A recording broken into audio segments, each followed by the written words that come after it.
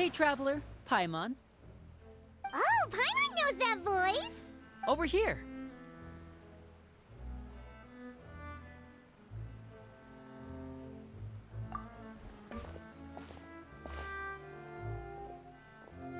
To borrow one of the more popular turns of phrase at the moment, this appears to be quite the fated reunion. Running into you two out of the blue like this has really made my day. I certainly wasn't expecting it. You can say that again. What brings you to Poisson? Wait, Paimon's got it! You must be here for one of your magic shows, right? Actually, we've run into a bit of trouble on the home front, so Father arranged for us to stay in Poisson for the time being. Oh, are Lynette and Fremine here too? Yep, along with most of the other members of the House of the Hearth. You may have noticed Poisson seems a bit more crowded than usual. So you're saying nearly the entire organization has moved to Poisson? Sounds like you've run into way more than just a bit of trouble. What's really going on? Well...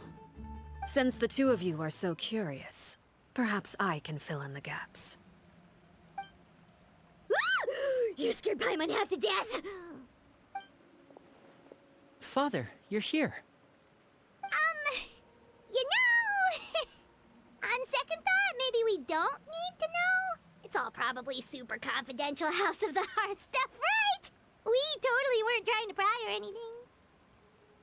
No need to be nervous. I could sense your genuine concern from your conversation just now.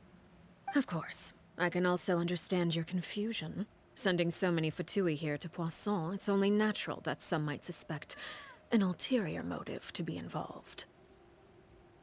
I understand. I'm well aware you've had your fair share of confrontations with the Fatui in the past, and I can't exactly guarantee that we'll remain on good terms in the future. As for right now, however, I would say we have little reason to be at odds, wouldn't you agree? The House of the Hearth could stand to be more open with those who have worked so closely with us in the past. As for the issue at hand, well, it hardly relates to any ulterior motive.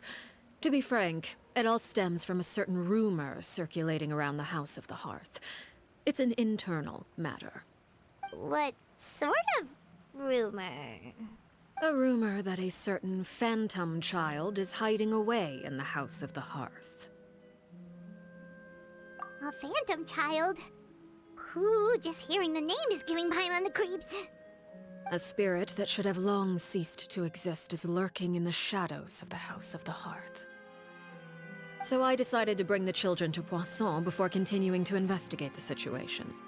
I expect I should be able to track down the spirit fairly quickly. After that, it's just a matter of resolving the situation, if you will. It shouldn't be much trouble at all.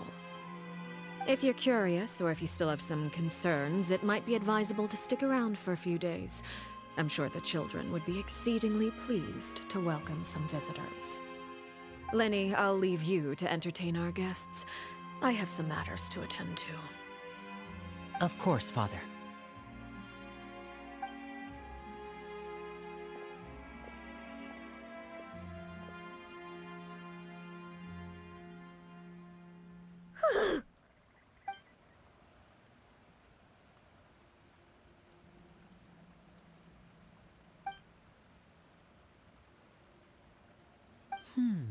It has long been a dream of mine to invite you to our home and introduce you to my other siblings. You're quite well known in the organization already. A lot of people have been talking about you, especially after everything with the prophecy. If you're willing, why don't you stay a while and have a little chat with us? Alright. We don't have anything else to do right now anyway. But let's be clear, we're just gonna be there as guests, okay? Don't get any funny... Oh, wait a second. For your guests, that probably means we'll be treated to lots of yummy food, right? Of course. During our stay in Poisson, we've been helping out the locals with some fishing. We bring in quite the bounty every day.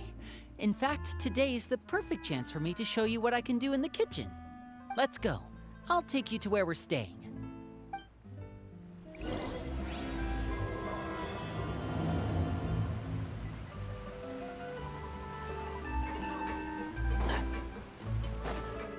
Keep up.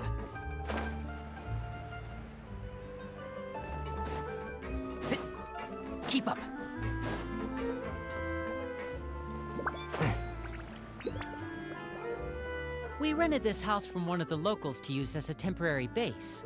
I'll come back later and tidy up a bit. After that, it should be all ready for you to stay in tonight.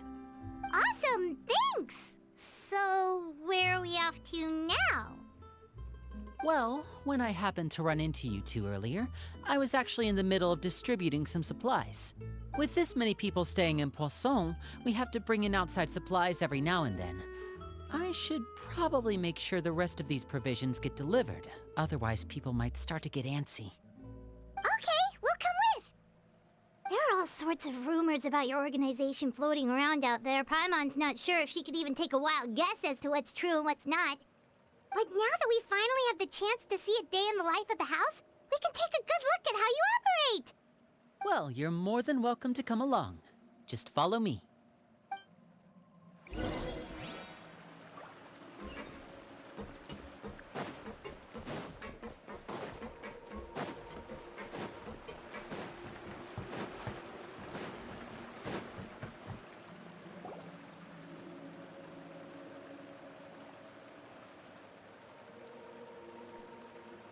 Linny!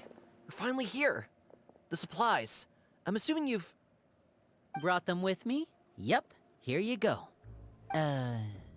Hello? Something caught your eye? It's the Traveler in Paimon!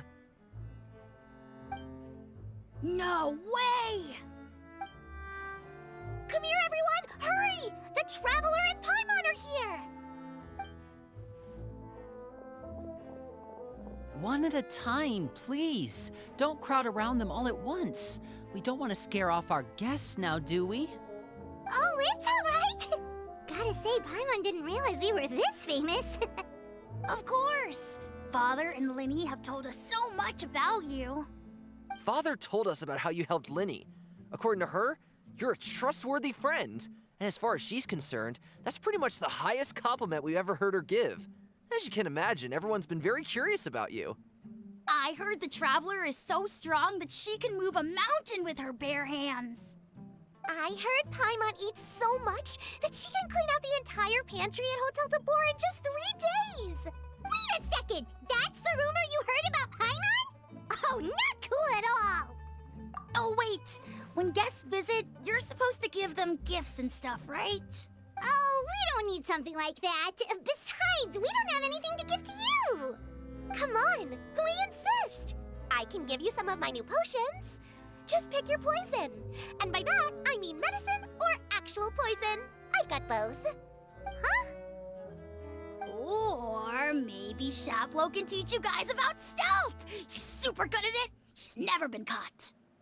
Ah, now that's not a bad idea. I know you usually prefer to fight head-on, but it never hurts to expand your bag of tricks, right? When it comes to eliminating your enemies, staying quiet can go a long way. Trust me, I would know. I was poisoned not too long ago, and I'm still dealing with the after effects. So I'm not quite as good as I was before, but I can still give you some pointers. Wait, when you said gifts, Paimon didn't think you meant poison and stealth tactics. But those are the best things we can give you. You don't like them? Ooh, how about this? Tell me the name of someone who really annoys you, and we'll teach him a lesson for you. All right, Fold Selwar. I think that's enough suggestions for now. When it comes to being a good host, it's the thought that counts. You don't need a physical gift to make our guests happy. In fact, pestering them with suggestion after suggestion might make them more annoyed than anything. I would say your enthusiasm has certainly gotten across. Really? Awesome! It's been so long since we have had guests to play with. If there's anything you need, just let us know. Yeah, especially if it's poison or something. I've got all sorts of potions for that. Well, we'll talk to you all later. We've still got supplies to distribute. All right, see you later.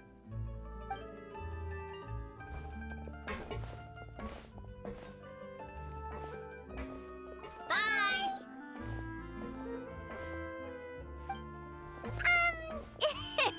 Lenny, about all that poison. Scared you, did it? That kind of talk comes with being part of the House of the Hearth. When Foltz was really young, he strangled all of his family pets, just out of curiosity. He was labeled a dangerous problem child and was abandoned by his family. Elwar has an unnatural obsession with potions. Father has forbidden her from trying all the different concoctions she comes up with, but she still tries to test them in secret. You really have to keep an eye on that one. Chaplot is around my age. While I'm mainly responsible for collecting intelligence, he handles surveillance. He's very passionate about his work and has no reservations about taking on some very difficult missions. I know you two probably aren't used to that kind of talk, but I can promise you they only had the best of intentions. Things like stealth tactics and developing different poisons, they really mean a lot to them. They were just trying to share the best of what they could offer, that's all.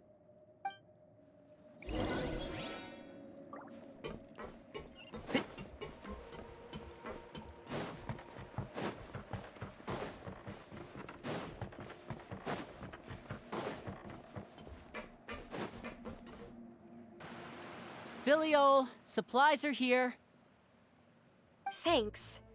And who are these two? Outsiders? Allow me to introduce you. This is the Traveler and Paimon.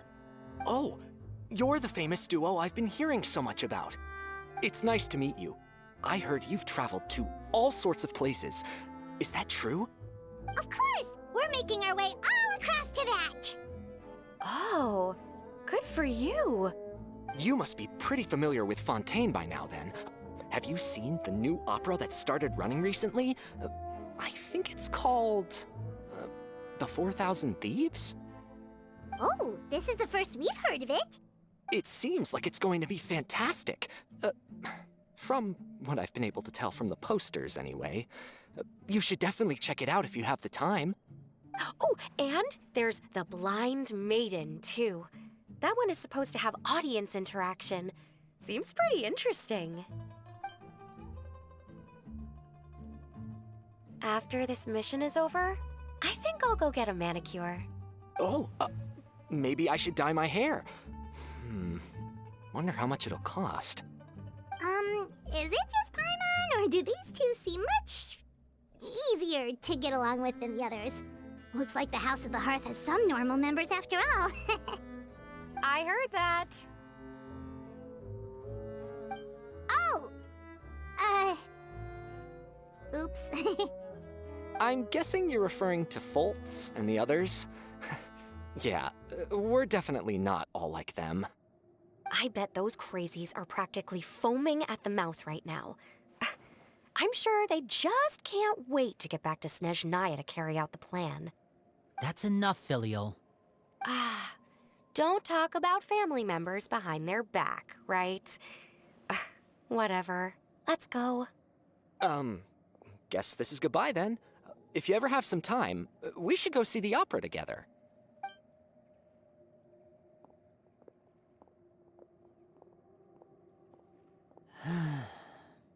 Well, that's it for the supplies. We should probably head back as well.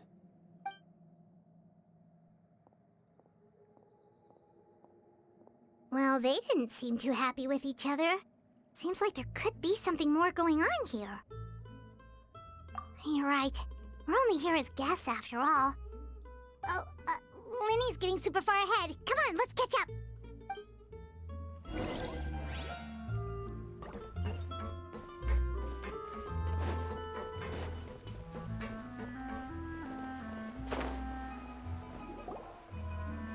So, what do you think of the members you've met so far? Well, Father is always encouraging us to be strong-willed and independent. So if there's one thing we've got, it's people who aren't afraid to speak their mind. Well, I should probably get cooking. Wanna join? Of course! Then let's head out and... Fremine? What are you doing here? Well, Fremine! Nice to see you again! You too. I heard you're here as guests of House of the Hearth. Welcome. We were just going to make some food. Why don't you come along? I could use some help in the kitchen, and I seem to remember you mentioning you wanted to make seafood soup for the traveler in Paimon. Seafood soup? Oh, Paimon is drooling already. Were you looking for something just now, Fremine? Maybe I can help. It's nothing. I just wanted to see if there were any extra supplies. Yeah, we've got some left over. What do you need? Some food and water, and some clean cloth, if possible. No problem. Give me a second here. Food, water... Wait a minute. What do you need all of those for? You're not on any missions as far as I'm aware, and you were just going to come eat with us. So what's this all about? I thought I'd grab an extra portion because I get hungry at night. Could be because I'm growing, you know, and... Fremine, you remember what I told you? You're not like me. Your lying skills still need some work. Tell me what's going on. Is it really bad enough that you have to keep it from your own brother? Maybe it'll be better if we gave them some space. This is the first time I've seen that kind of look on your face. Whatever happened, does it have something to do with Father? Yes. Just follow me.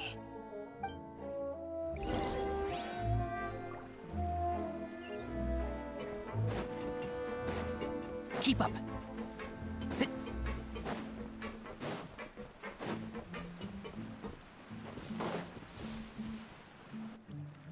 You're back! Oh, and you've brought some friends with you this time. Hello, my name's Linny. I grew up in the House of the Hearth. And you are? Hi, Linny. I'm also a child of the House of the Hearth, just like you. You can call me Clairvy. Clairvy? It's nice to meet you. Does that name ring any bells, Linny? No, not at all. That's not a name we have on our roster, I'm sure of it.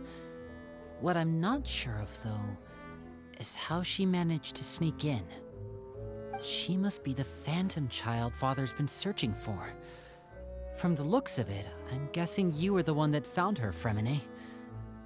You, haven't told Father, have you? No, I haven't told anyone. I've just been keeping her hidden. For how long? About half a month now. So ever since we got to Poisson, then. Do you have any idea what you're doing? I know what I'm doing.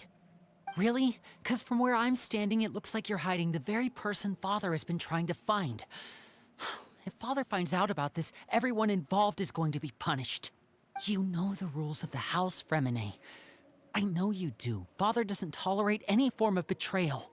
So why are you doing this? I've thought it through.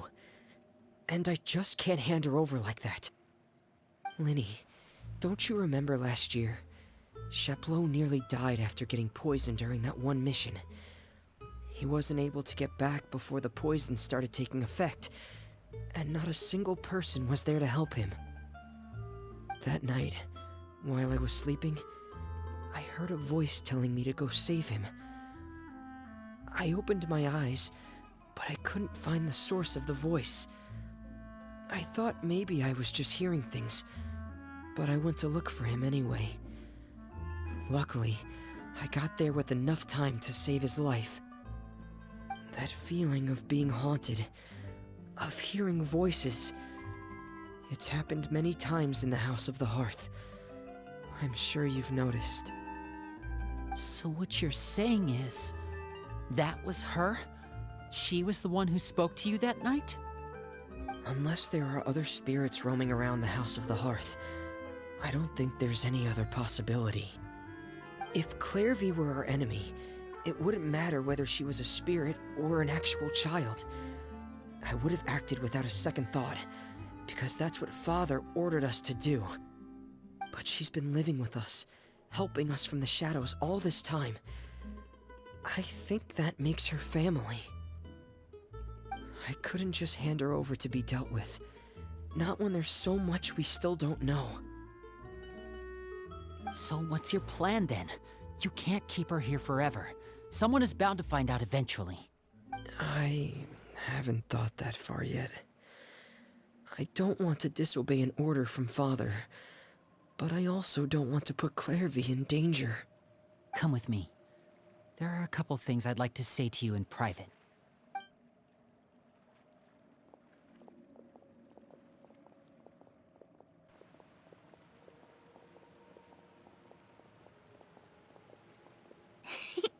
Those two sure care a lot about each other. Well, they got a funny way of showing it.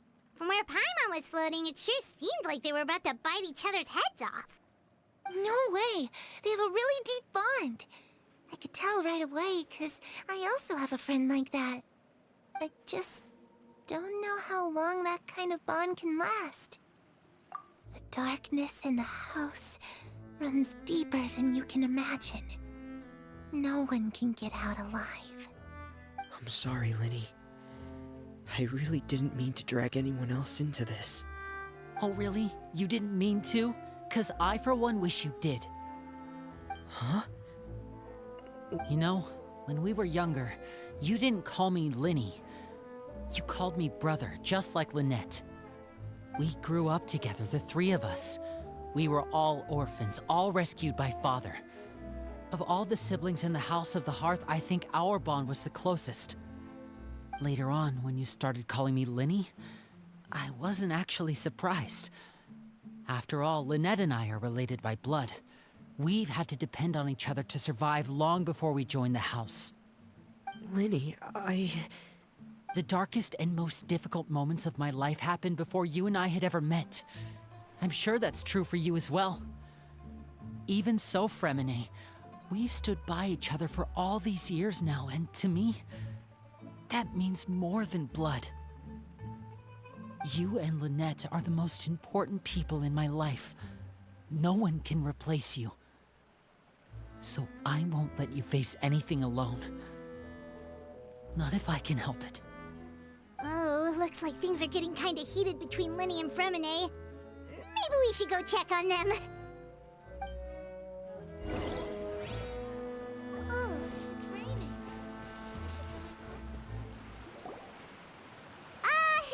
Hey, you two! Hope we aren't interrupting anything. Like a fight, or...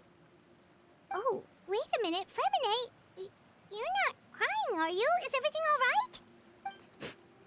everything's fine. Thanks for asking. Well, we're all friends here, right? We've been through so much together, so if there's anything we can do to help, just say the word. It's just a small family dispute. It's not something our guests should trouble themselves with. In fact, it might be better if your stay ended here. What are you getting at, Traveler? When guests are around, families are often on their best behavior. And any disputes are less likely to escalate. That's what I just... Thank you. I was really hoping to keep you out of it. But even if I could think of some other reason to turn you away, I'm not sure I could convince you. I know things could turn dangerous, so I promise you this. From now on, I'll protect you like my life depends on it. Me too. Well, back to the matter at hand then. If we don't plan on handing Clairvy over to Father, then our only other option is to solve the mystery of her identity before Father is able to track her down. That means finding out where she came from and what she's doing here. Then we can send her on her merry way and pretend like none of this ever happened. I've tried that already. And? And... nothing. I tried taking her somewhere really far away, but... after some time, she just reappeared. She even came with us all the way to Poisson. It seems like wherever the house is, she follows. I don't know much about spirits. Do you two have any ideas? Let's see here. Paimon remembers hearing something like, if you fulfill a spirit's last wish before they died, they'll let go of whatever's keeping them here and return to the ley lines. Oh, it's just that Paimon doesn't really remember where she heard that, so it's not guaranteed to work or anything. Well, sounds like it's worth a shot. Guess that means we should go ask her about her wish. But first, Fremine, I need you to promise me something. What is it? I need you to promise me that this will stay between the two of us. We're the masterminds behind this whole thing. No one else gets involved. Can you do that for me? Of course. I promise. All right. Then let's seal the promise just like when we were kids. Fist bump on 3. Ready? 1, 2, 3.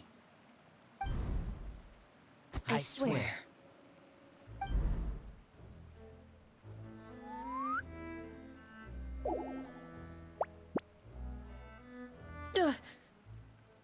Whoa! Lynette! But what a surprise! What brings you here, dear sister?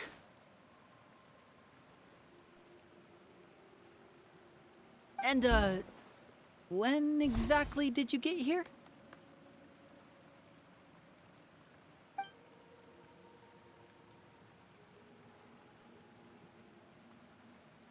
You're an idiot, brother.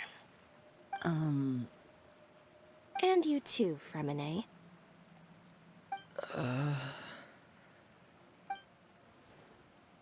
You 3, Traveler. And you 4, Paimon. Wait, what did we do? I've seen Clairvy around the House of the Hearth before. I hadn't seen her in Poisson, so I figured she must not have come with us. But it turns out, you were just hiding her. I heard you talking about your plan. Rather than steering clear of the situation, I'd rather fully join in.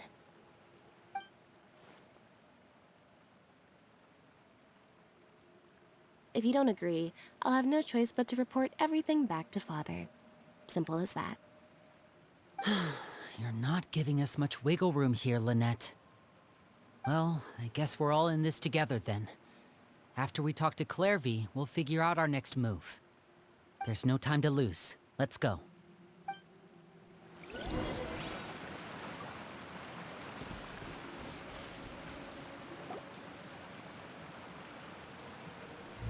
I'm full.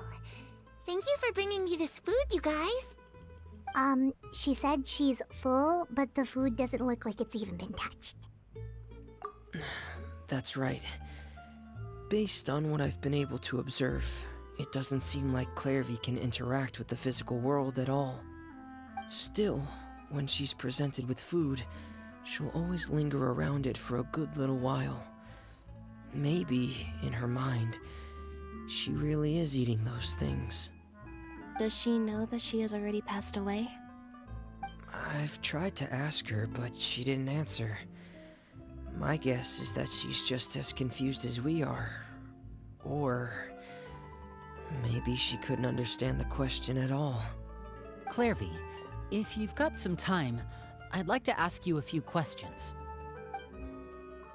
Sure. Oh, another new friend. Hi, I'm Clairvy. Hello. Clairvy, how did you join the House of the Hearth? Huh? Isn't it the same for everybody?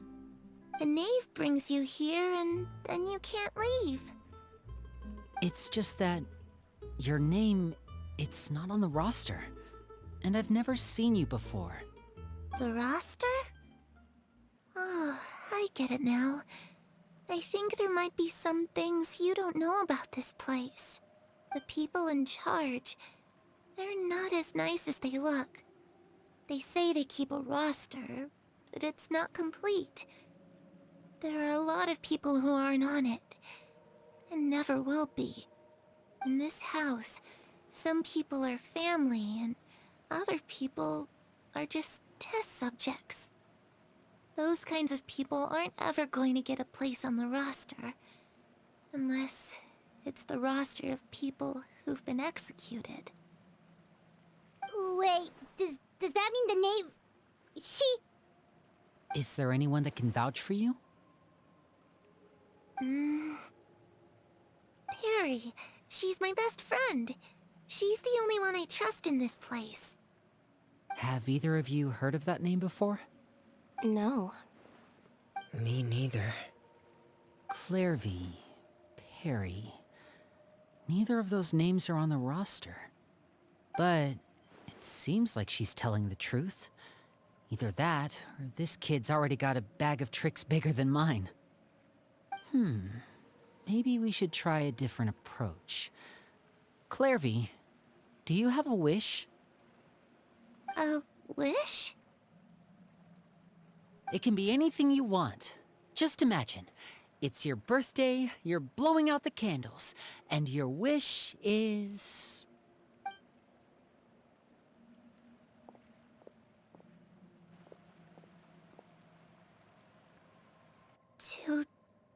To go outside.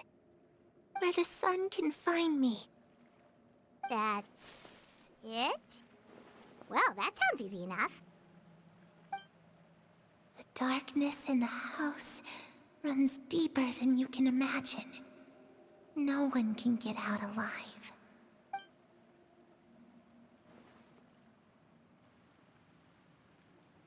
Okay, time to divide and conquer. Listen up. I've got a plan. I'll try and find a way to use basic illusory magic to take Clairvy outside and bring her somewhere with sunlight. Lynette, try and find the list of executions that Clairvy was talking about, and see if her name is on it. Fremine, you stay in Poisson. We can't be the only ones who've had run-ins with Clairvy. I need you to collect intel on everything she's said and done. Understood. I'll try my best. What about us? What should we do? I really appreciate your willingness to help, but this is a family matter. I don't want to drag you in too deep. It's too risky. Let me think. Since Father considers you to be guests, maybe you could stick by her side for a little while. You don't need to do anything except keep up some nice, casual conversation. Ah, Paimon gets it. You want us to distract her. I'll give you a magic bird. If Father suspects something, all you need to do is release it when she's not looking, and it'll alert me that something's wrong. Of course, that's only as a last resort. If Father doesn't seem to notice us, there's no need to make contact. We'll reconvene here tonight after all's said and done. If the worst-case scenario happens and we're discovered, just tell Father everything. We're not going to let our guests get punished for our own actions. That's where we draw the line. You too. Okay, this is where we part. Father should be at the beach nearby.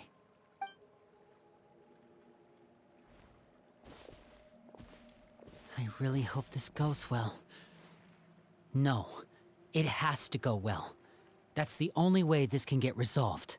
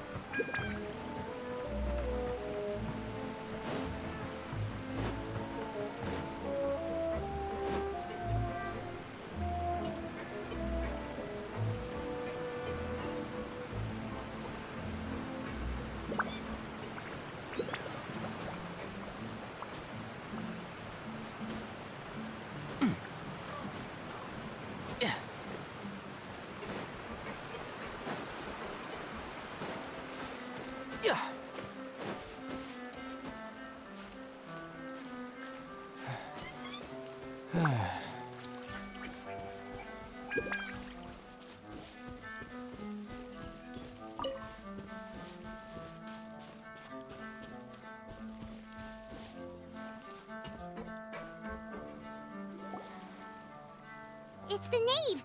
And... child! Hey, aren't you supposed to be in Snezhnaya recuperating? What are you still doing in Fontaine? Oh, it's you two. I didn't expect to run into you here. I was unconscious for quite a while after the fight in the Primordial Sea. After I woke up, I realized I was being taken back to Snezhnaya, and well, I couldn't have that now, could I? Not when I've still got unfinished business here in Fontaine. So, I mustered up all my strength and made the journey back on my own. What sort of unfinished business are we talking here? It has to do with Skirk, my master. I really wanted to meet up with her, but by the time I got back, she had already left. I still have so many questions for her. Without any other leads, all I could do was ask the knave to help me track her down.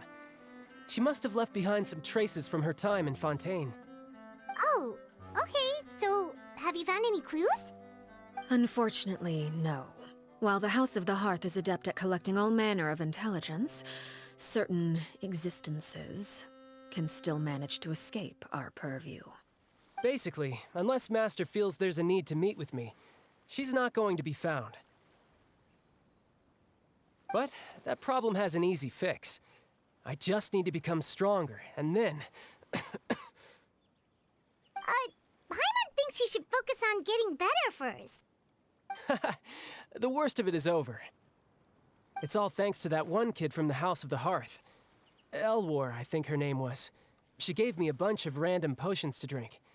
They didn't go down easy, let me tell you. Pain and chills all over. But they really did help speed up my recovery. And that's good, because it looks like I really do have to head back this time. The old man's been putting the pressure on me. He sent someone to tell me I'm needed for some sort of project. Project Stuja? Yeah, that's the one. I heard Regrader's involved too. I'm not looking forward to having to listen to all his monologuing, that's for sure. Hey, maybe you could think of a way for me to stay in Fontaine for a little longer. Helping Linny and the others brush up on their fighting skills would be far more interesting. If you and I could spar, that would be even better. I've been waiting for a chance to see you go all out. And what a sweet little daydream that is. But I also have a role to play in all this. I'll be leaving Fontaine shortly as well. Besides, considering how little they see fit to step outside the homeland, being called on to return to Snezhnaya by such illustrious dignitaries, what a great honor. Wouldn't you agree? One I could do without, I'd say. Is it just Paimon? Or does it kind of seem like they're... So, dear guests of the House of the Hearth, to what do I owe the visit? Well, we just... right! We're super close to Linny and the others, but we still don't know much about you! Is that so? Introductions have already been made, have they not? Oh, well, you see? There's only so much you can learn about someone from a short introduction. At least tell us something a little extra, like... why do you call yourself father? Huh, good question. I'd also like to know. The fact that you have to ask tells me our intelligence work has been quite successful. Telling you the answer to that question would only serve to undermine that success. And we can't have that, now can we? Spoken like a true diplomat. That was some expert sidestepping right there. Well, if there's nothing else, I think I'll take my leave. I still have a small matter to resolve at home. Wait, don't go!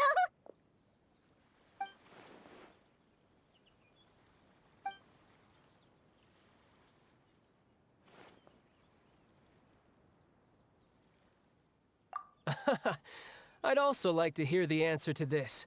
I've met some of the members of your organization, and they all seemed like really good kids.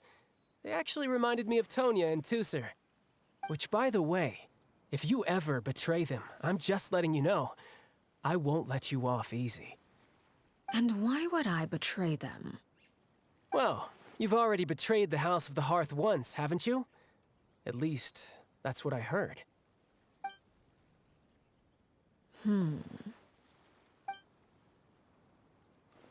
Okay, I admit. That's just what the old man told me. The rooster, I mean.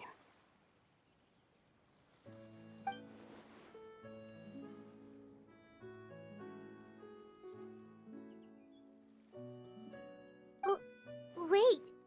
Did you really do something bad to those kids? Never mind what I've done. I'm more curious as to what the mighty rooster had to say. Care to enlighten me? Ah, well, nothing much. Just some stuff about you taking out many other members of the House of the Hearth, and even going so far to attack your own family. I see. Oh, based on your reaction, I'm guessing it's all a bunch of lies. Hardly. I don't appreciate his particular turns of phrase, but I suppose he didn't say anything untrue. Although, it would be more accurate to say that there is a certain level of prejudice involved, but I don't intend to clear that up just yet. Prejudice has a funny way of concealing the real truth behind certain things, an attribute that I find to be quite advantageous. Call yourself a Fontanian, for example, and people will assume all sorts of things, when the real truth is that this is simply the land where I was raised. Huh? You're not actually from Fontaine? But then why did you try to help out with the prophecy and everything? I was trying to protect the children born in Fontaine. Claiming that I myself was a Fontanian simply made it easier to operate. People would hardly suspect a fellow Fontanian of having any ulterior motives. Who wouldn't want to save their homeland after all? The primordial sea wouldn't have any effect on me, but it would have caused great harm to the House of the Hearth. Well, you wanted extra information, didn't you? There you go. I hope that satisfied your curiosity.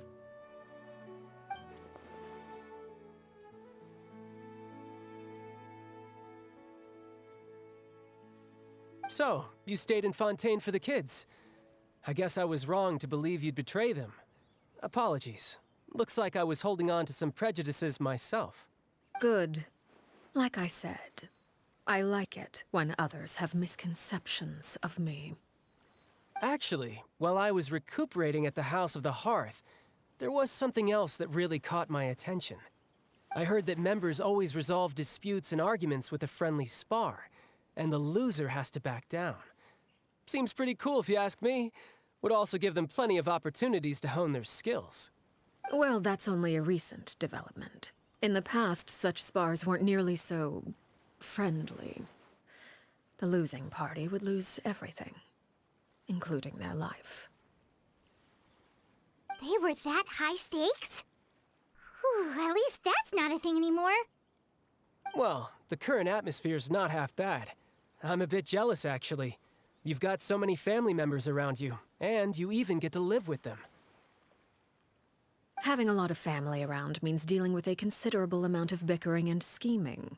Once Tonya and Tusser enter their rebellious phase, I'm sure you'll understand. Just imagine.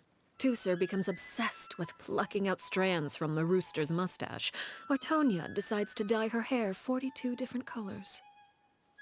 Okay. I get the picture.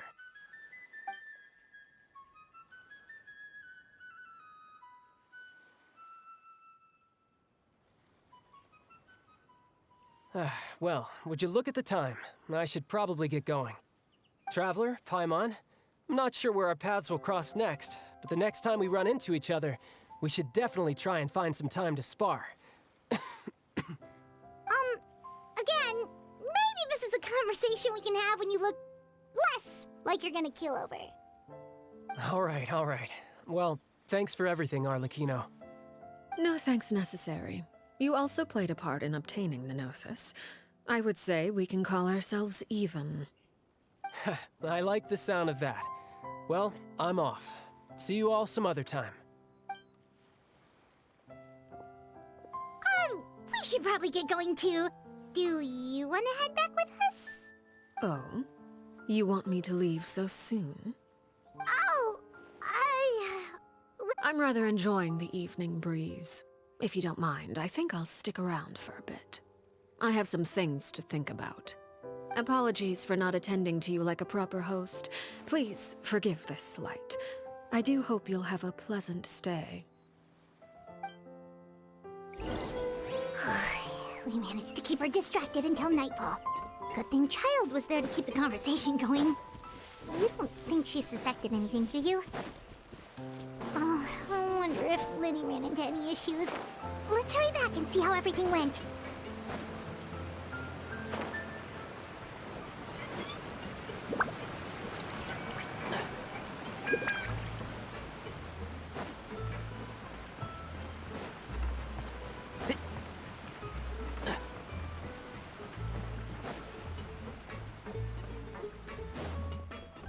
Keep up.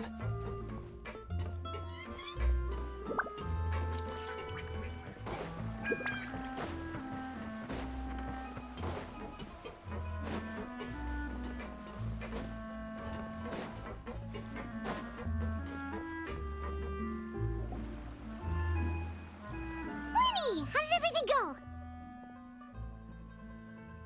Well, long story short, we ran into a small issue. Everything was fine at first. She followed me up to the surface just like I told her.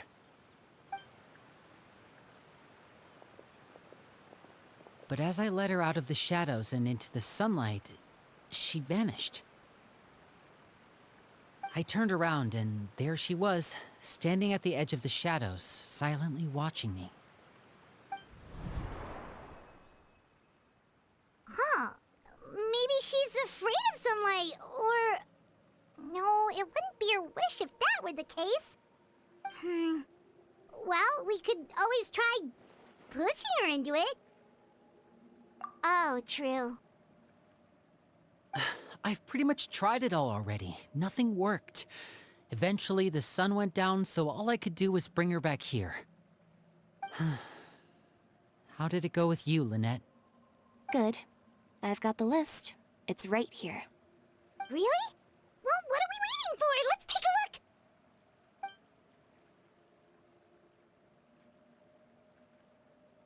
Oh, that's a lot of pages. Oh, it's gonna take forever to get through it all. We can each take a section. Here. La Pouillade, l'endroit, Chambel, horaire.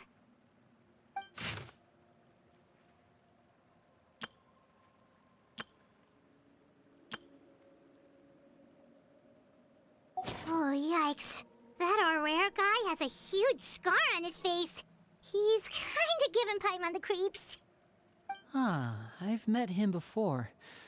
The scar is from an injury he received during a mission. I still remember him joking with me about it.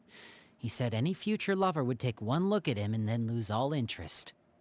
Did he say anything else? Well, I asked if there was someone he was interested in. He said no, and that's where our conversation ended. It was only later that I learned he really did have someone he liked. He risked everything to escape so he could be with her, but it didn't work. One day, Father asked to see him, and, well, I never saw him again after that. Wait, so that means the knave, she... It may seem cruel, but it's just one of the rules of the house. Betrayal is not to be taken lightly. We know too many secrets to come and go as we please. So, if you do try to leave, you pay with your life. Her name's not here, huh? Well, that's not too surprising. It doesn't seem like this list is complete. It only contains records dating back around 5 years. Let's shift our attention then. Fremine, were you able to find anything out? Fremine. Sorry. I was thinking about something. I managed to talk to quite a few people, but I couldn't help but notice that the atmosphere in the house was a little... strange. Strange? Yeah, I mean, I know there have been arguments in the past, times when people haven't gotten along, Chaplot and Filial are a good example of that. Oh, those are two of the people that we met while delivering supplies. Paimon can see how they might not get along. They had very different vibes, and their, interests seem to be pretty different as well. That's to be expected, actually. Father brought us all here, shared her knowledge with us, taught us how to fight. That's one thing we all share. But as members of the House of the Hearth, we're also considered part of the Fatui. And to a lot of people, that's an identity they never asked for. Certain members get older and realize they want something else for themselves. But considering the rules of the House, most people would never say that out loud. People like Chaplot and Foltz are loyal to Father and her vision. They're proud to be part of the Fatui. Filial and Nantoy, on the other hand, well, they aren't quite as enthusiastic. These kinds of conflicts have always been there. It's not like Father is in the dark about any of this. Well, that's true. But it just feels like things have gotten worse lately. Filial and the others, it seemed like they were meeting in secret to talk about something. I can't say for sure, but I think they've met Clairvy. You think she's been inciting them to act out? No, not exactly. But I wouldn't be surprised if she said something to them about the darkness in the house and how deep it runs. She's told me about it before. Experiments being run on children. People being used as pawns on the battlefield without so much as the strength to survive.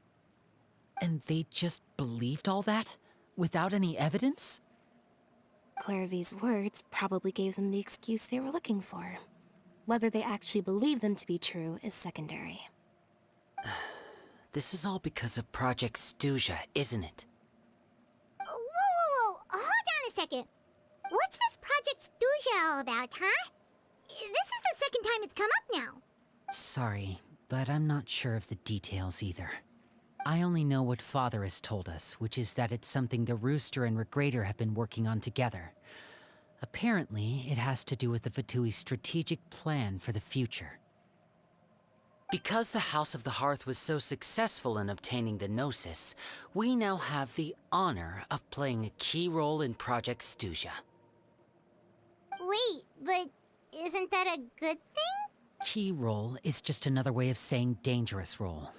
To us, the whole thing is an inconvenience. Father thinks so too, but she's in no position to refuse. Their plan isn't exactly unreasonable, and they've been funneling the house a lot of funding. It's just that we'll lose a lot of members in the process. Participating in the plan, it's an honor in name only. What they're really trying to do is subdue us. The existence of an intelligence organization outside their control makes them feel uneasy.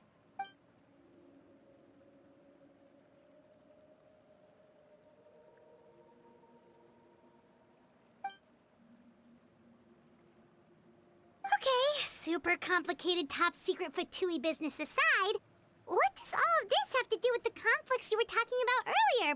Paimon doesn't get the connection. External pressure has a way of exacerbating internal strife. You can't overlook the power of fear either. People are afraid of dying, and that fear is often the impetus for a lot of stupid decisions. I thought resolving the Clairvy situation would make everything go back to normal. But it looks like things are more complicated than I thought. If we leave Filial and the others to their own devices, sooner or later, Father will be forced to take action. We can only focus on one situation at a time, brother. You're right. Even if we confront Filial and the others, it won't do any good. It might even make matters worse. We should focus on Clairvy for now. Well, it's getting late. We should head back and get some rest. We'll try again first thing tomorrow. Lynette, you stick with me this time. Fremine, keep a close eye on Filial and the others. Make sure they don't do anything they'll regret.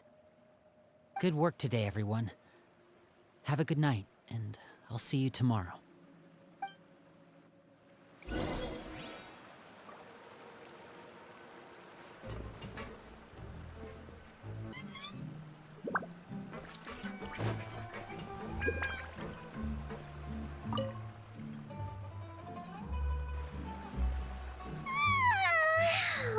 I'm always looking forward to an early night, but she can't sleep at all. Hey, you don't think the knave will be too angry with Lenny and everyone if she finds out about all this, do you? She's even scary when she smiles. If she were to actually get angry...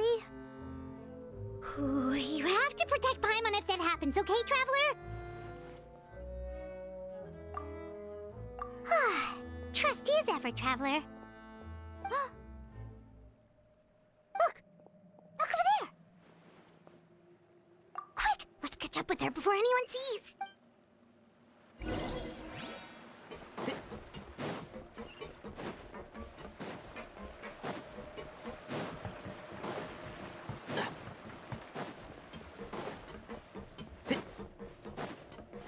Over there!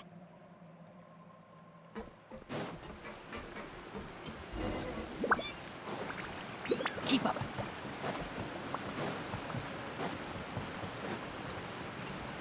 Oh, where is she going? Oh, if someone sees her, we're toast!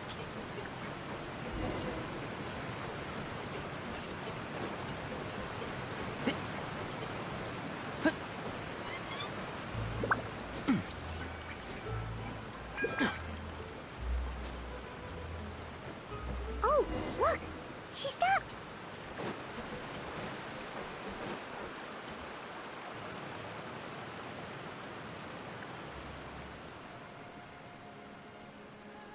Clairvy! Shh. I opened the window while no one was looking. Look how pretty the outside is. If only I could have more than this. You probably think I'm being silly, huh? All this hopeless resisting? It's better to dream of what I could have than try to make it a reality, right? Please, help us get on the same page here, Clary. We need you to tell us what you know. Can you do that? Sure. Although, after you hear all this, I think you might regret that decision. Everyone in this family is nothing more than a tool. Something to be used and exploited. We're all expendable. Including me. As long as you're useful, you get to stick around. Lose your value, and you're handed over to the doctor, experimented on, and given a fate worse than death. I've seen it happen again and again, and I've had enough. You're saying the knave did all that? It's just, that doesn't seem like something she would do. She's scary and all, but it seems like even she has lines she wouldn't cross. I knew you wouldn't believe me. Everyone thinks she's a good person. They all think of her like a real mother. Mother? But she doesn't deserve that title. She's disgraced it and tarnished it. And if I had things my way, I'd never see her again. If only Perry were here, she'd understand. Harry. There's that name again. Also, Paimon's getting a strange feeling. It almost feels like she's not really here with us. Paimon can't tell if she's actually talking to us or if she's mistaken us for someone else. Well, in any case, it seems like she really needs someone to talk to. We should keep her company for a little longer. She looks so young. But it seems like she's been through a lot.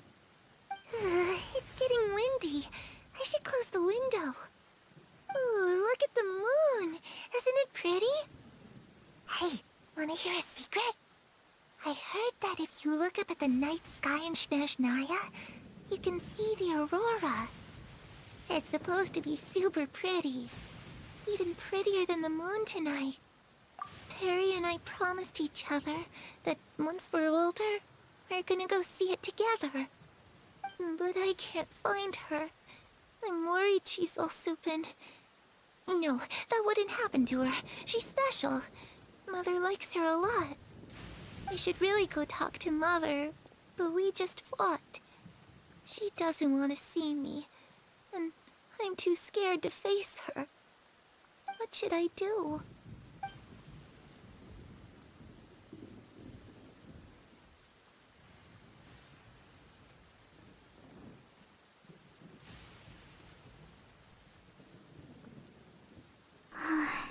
Paimon really doesn't understand what's going on with her. Well, let's head back. We've got an early morning tomorrow.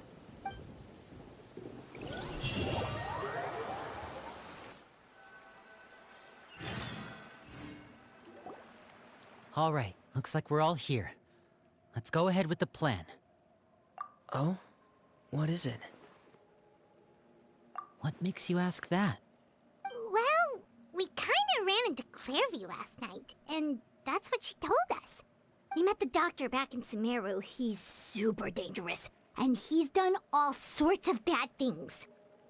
It's possible that Father and the Doctor have had certain dealings, but I don't think Father would work with him. We're not really on the same side, so there's not a lot of trust between them. That doesn't exactly set the stage for a successful partnership. I did hear, though, that when Father first became a Harbinger, the Doctor offered to work with the House of the Hearth. Father rejected most of his proposals, except for one. It had to do with some sort of secret experiment. Secret experiment? Could that be what Clairvy was talking about? I don't think so. I don't know any details about the experiment itself, but I do know it's an entirely independent operation. The Doctor only proposed a direction for the research. That was the extent of his involvement. I still don't think that counts as working together. The details of the experiment are confidential, but complete records are kept on all participants. That doesn't seem to be the case with the situation Clairvy referred to. I know you don't agree with some of the Fatui's methods, and I'm not asking you to. But I am asking you to trust us on this. The House of the Hearth has its own principles. There are certain lines we're not willing to cross. Alright, that's good to hear at least. Clairvy seems to think the Knave and the Doctor worked together to do something horrible. If that turned out to be true, Paimon doesn't know how we would even face you guys. It's just that it doesn't seem like Clairvy is lying either. The easiest thing to do would be just ask the Knave directly, but Paimon doesn't think she'd tell us. Father didn't come back last night. She's probably still near the shore. We'll be counting on you to distract her. Lynette, you're with me. Fremine, you know what to do. Be on your guard, everyone. All right, let's get to it.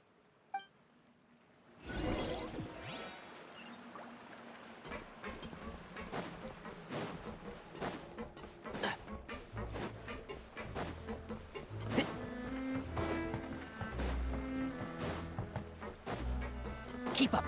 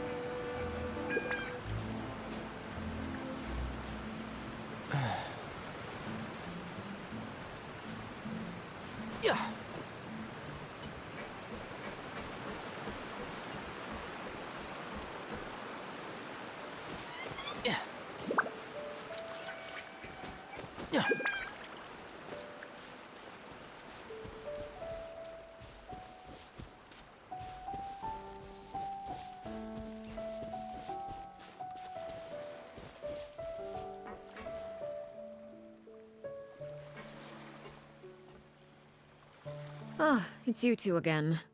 I must say, you look a bit pale. Did you have trouble sleeping last night? A little. Perhaps if you had less on your mind, you'd be able to absolve yourself of such troubles. So what are you planning to do now? Catch up on some sleep?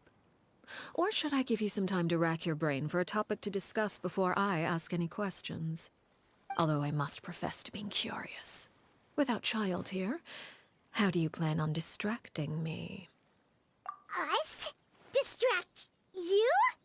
A good one. But no, we were just here for a chat. Looks like you could have used some extra time to think. No matter. If you don't have any other plans, why don't you accompany me somewhere?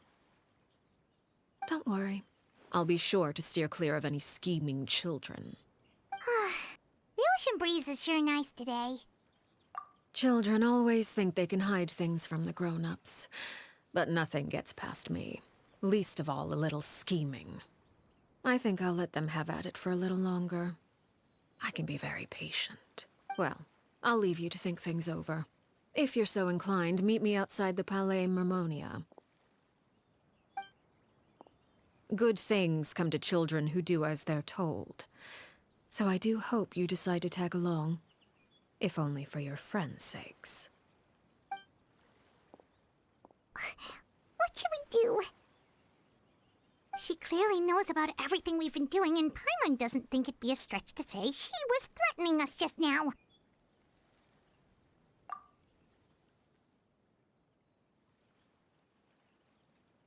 Oh, good idea. Hopefully he sees it in time. Well, we should probably head to the Palais Mermonia. Paimon doesn't want to find out what happens if we don't show up. Based on what the knave was saying just now, it sure didn't seem like it'd be anything good. Okay, then we probably shouldn't keep her waiting. It seems like Lynn and the others are on thin ice, so let's do our best to not get them in any more trouble.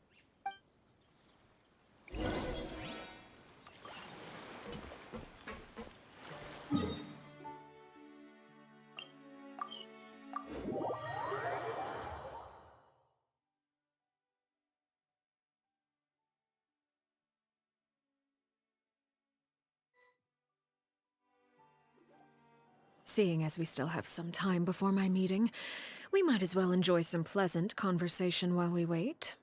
I'm glad to see you get along with my children. Being surrounded by good companions is necessary for a child's development. You're not planning on doing anything to them, are you? I assume you're referring to Linny, Lynette, and Fremine. Although, there's that situation with Filial and Nentoy as well. It appears quite a few people have been acting out lately. No matter. I'm not one to discriminate. All those who betray the house meet the same fate. There are no exceptions. Does that mean you're going to kill them? Oh, are you here to beg for their lives? I'm sorry to disappoint, but the rules of the house change for no one. In my organization, everyone is responsible for their own actions. But don't you care about them at all? They really respect you. They even call you father. You must feel something for them. Any organization in which feelings come before principles is one destined for ruin. The House of the Hearth is hardly an exception. You could say our principles are more stringent than most. Perhaps I can offer you this consolation at least. As our guests, you two will not be held accountable along with them. I would imagine Linny, Lynette, and Fremine will be able to keep their lives. As for Filial, Nentoy, and the others, I'm afraid there's little I can do. They can try to escape, but once you know our secrets, there's no getting out alive. But that's awful. Ah, you seem concerned. Out of consideration for my guests, I suppose I could turn a blind eye for a little longer. If Linny and the others manage to dispose of Clairvy in the meantime, all evidence of their wrongdoing will be lost. In that case, I could hardly punish them for something I couldn't prove. If their efforts are unsuccessful, on the other hand, all will be held accountable. And the punishment will be severe. Of course. Oh, and here, I believe this belongs to you. Do try and keep better track of it next time. It takes a considerable amount of time to train a bird like this. It would be such a pity if you were to lose it. Wait, where did you get that? Well, I'm afraid that's all the time we have to chat. Now, For the matter at hand, I asked you to meet me here because I have business at the Palais Mermonia. It has nothing to do with you, but I think it would be prudent for you to stick by my side for the time being. There will always be time later to run off and tell Linny what you've learned. Well, time to go. Looks like we wrapped things up just in time.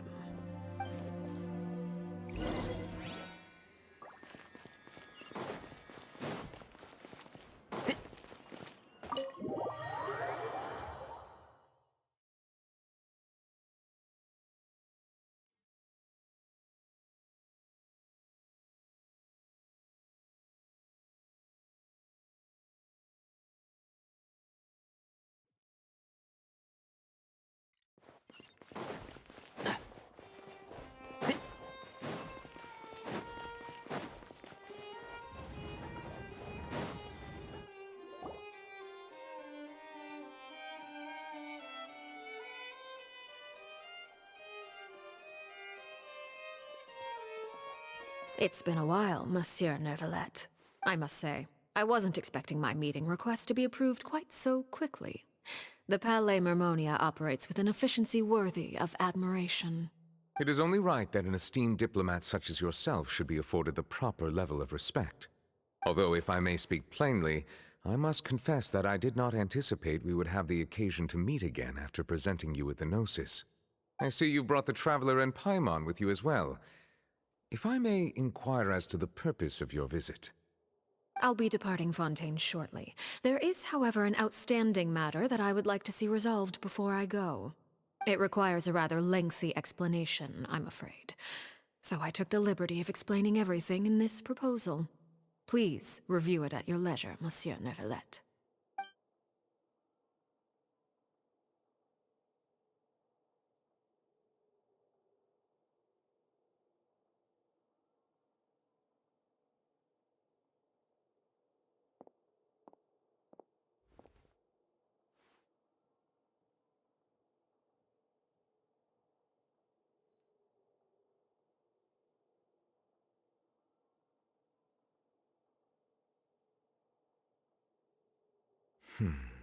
I understand your request. However, at the risk of causing offense, I must admit that I fail to see why you would wish for such a thing. I heard you have a certain fondness for water tasting, Monsieur Neuvillette, so allow me to use water as an analogy. A family is like a large body of water with countless rivers flowing in and out. As someone who watches over this system, I would hope that each river that flows from the source will eventually reach the ocean. Of course, objectively speaking, I know this is impossible. Most of the rivers will dry up along the way, disappearing into the ground and leaving nothing but a barren riverbed behind. Not all rivers are destined to reach the ocean, but I would not see their existence rendered meaningless. I believe the water that flows within them is simply meant for a different destination, like a field in need of irrigation. Or perhaps the glass of a certain water-tasting enthusiast. Did you get any of that, Traveler? Your words paint an optimistic picture indeed. Allow me to remind you, however, few among us are willing to sip from a glass filled with tainted water. It may have been tainted at one point in time, but not to worry. I'll make sure it's drained of all impurities and returned to its cleanest form. I seem to recall there being a transactional aspect to your proposal. Perhaps you could expound on that? If you accept my proposal, Monsieur Neuvillette, I will gradually withdraw my forces from Fontaine, and, unless absolutely necessary, I will no longer carry out any special missions within Fontaine. I presume I can take your words to mean that, in the future, cases similar to the Tartuffe assassination will cease to cross my desk? Tartuffe? Ah, that thief who embezzled funds from all those charities, you mean? My deepest condolences to his family, but without any evidence, I cannot imagine how the House of the Hearth might have been involved in his passing. Of course, if you accept my proposal, Monsieur Neuvillette, I'm sure certain measures could be taken to reduce the frequency of such troubles. You choose your words carefully indeed. In that case, I am inclined to accept your proposal. My thanks for your generosity, Monsieur Neuvillette. Well, with that settled, we should be going now. I took the liberty of bringing along 2 bottles of spring water from Snezhnaya for you to enjoy. I do hope I get the chance to hear your impressions. Perhaps at our next meeting, yes? Indeed. I trust you would not overlook your commitment in the meantime. All right, Traveler Paimon. Time to go.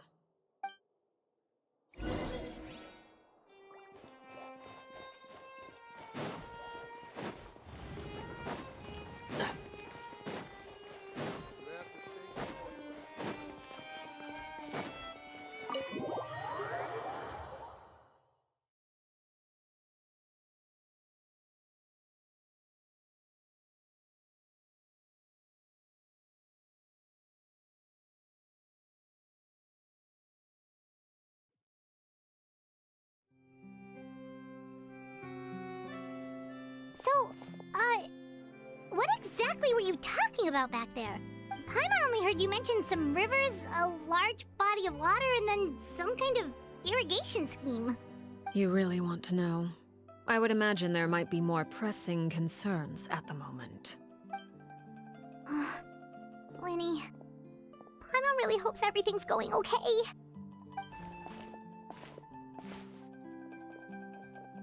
Oh, Paimon recognizes that look. You've got your thinking cap on, don't you, Traveler?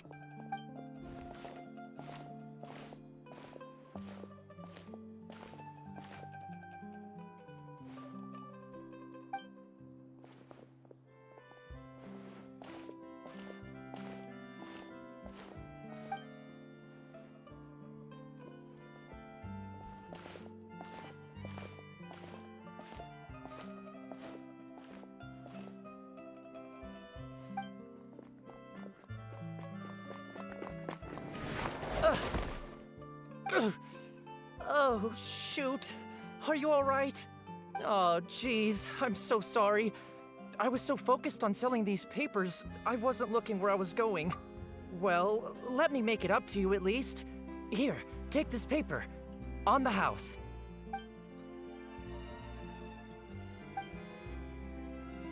Oh, you don't have to give us anything. Please, I want to. It's not like I'm short on supply. All the extras will be useless come tomorrow anyway. It's my fault, really. I was just trying to bring home some extra mora for the family, but I bit off more than I can chew. I haven't had many takers today, so I'm still swimming in papers. What's going on here? Nothing much. I just ran into your friend here on accident. I should probably get going, actually, so... Hold on. Of course, I'm happy to compensate you with mora, it's just... I don't have any on me at the moment. I'll take 3 papers. Here, your payment. Oh! Thank you for your patronage. May the Archons bless you with good fortune. If only I had the chance to run into such generous customers every day. I should probably just take on a smaller inventory though, right? I'm getting married soon, so sometimes it's hard to not get ahead of myself. Anyway, I should head out. Goodbye! Well, now that my affairs are settled, we should take the boat back to Poisson. We've even acquired some light reading to enjoy along the way. Actually, why don't we stick around for a little longer? Paimon just realized how hungry she is. She can't head back to Poisson on an empty stomach.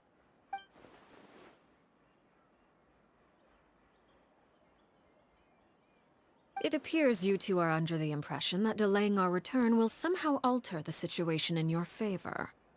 I'm sorry to ruin your fantasy, but your efforts are meaningless. That being said, I could be persuaded to give Linny some extra time. I just have one condition. If you agree to my request, I'll even answer some of your questions. You're quite curious about Claire V, are you not? And my relationship to her. Wait, why are you being so generous all of a sudden? You're not gonna ask us to do something bad, are you? You overestimate yourself. You don't have the talent for bad things. The most important consideration in a negotiation is that both sides receive something they want. Demands and threats only get you so far. Wonderful. Here it is. When the time comes, make the choice that you deem most appropriate in the situation, and lend your help to the House of the Hearth. Okay. Sounds normal enough. But what do you mean, when the time comes? When is that supposed to be? That is for you to decide. Then we have a deal. Follow me.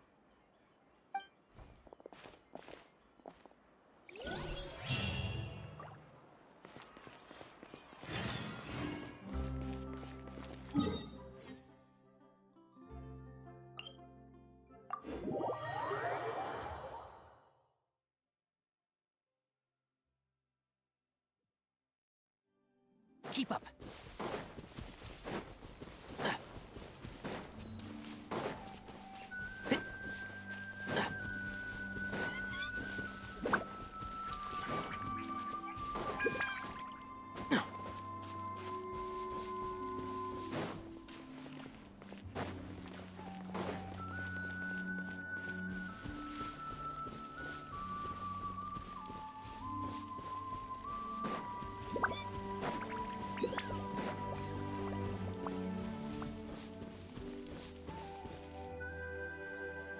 Keep up.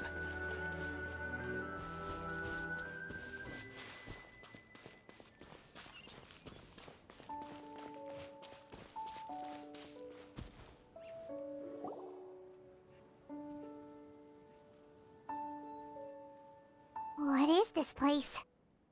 Somewhere long forgotten by everyone. It used to be a grand building. Now it's nothing more than a pile of rubble. No one comes here anymore. Nor does anyone care about what once happened here. Although, this place does have something to do with the story I'm about to tell you. It was before I became a Harbinger, and before Linny and the others joined the House of the Hearth. Due to certain events, I first killed Clairvy and then her mother. And this is where it all happened. You were the one that killed Clairvy? Patience now. Allow me to explain Clairvy's side of the story first. I'll start from the beginning. Clairvy was 6 years old when she was brought by her mother, Crucibina, to live in the House of the Hearth. From the outside, it seemed like a fairy tale. A thriving family made up of kind adults and friendly children. Crucibina was the knave at that time, and the House of the Hearth was under her control. She was Clairvy's mother by blood, but she was also the mother to all the children in the house. Clairvy was happy here, for a time. But she quickly realized that being part of this family wasn't a fairy tale at all. It was a kind of purgatory. Purgatory? Exactly. The House of the Hearth takes in war orphans from all over Teyvat. But as for how to raise them, that depends entirely on the person in charge. Crucibina came up with a novel idea. She would teach the children to fight, force them to duel each other, and then crown as the king of the house the child who proved themselves most worthy of inheriting her title. It's difficult to estimate the number of children who died or were maimed in the process. There's little I can say about the ones who died. The ones that emerged with permanent injuries, on the other hand, well, they still served a purpose. They would be handed over to the doctor to be experimented on, or sent away on dangerous missions. Nothing more than tools to be used and then discarded. So those were the experiments Clairvy was talking about. But what actually happened to her? You said that Clairvy was Crucibina's daughter, so if Clairvy tried to convince her to stop what she was doing, Crucibina probably would have listened, right? Despite being Clairvy's mother, Crucibina cared little for her daughter. She forced Clairvy to join the House of the Hearth only as a means to demonstrate her own impartiality as a mother, to prove that she treated all her children equally. Clairvy did try to convince her mother to change her ways, but it was to no avail. After her efforts failed, the only other option was to rise up and try to fight back. Unfortunately, the other children had already been thoroughly indoctrinated into the illusion of happiness Crucibina had created. Of course, there was one exception. Someone Clairvy's age who knew the truth about the House of the Hearth. Her name was Peruere. Wait, the friend that Clairvy mentioned? Friend, huh? I suppose we can call her that for now. Clairvy was a cheerful and passionate person with a tenacious spirit.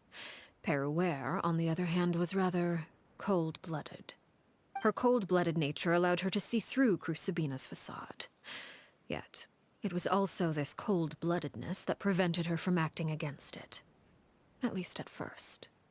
While Clairvy longed for freedom, Peruere was convinced that, amid all the fighting and violence, she would make it until the end. Despite their differences, the two became fast friends, united by their knowledge of the truth. Clairvy told Peruere that she hoped to create a real family, where no one would be killed or sacrificed. There may have been a certain naivete to her ideas, but Clairvy proved her determination many times over. She tried countless times to run away, ask for help, or expose the truth. But her efforts only earned her beating after beating. The only thing that kept her going was her strength of will. Even with her body racked with pain, she would still stand on her tiptoes and open the window at night. She and Peruere would look out at the moon together, a fierce longing for freedom shining in her eyes.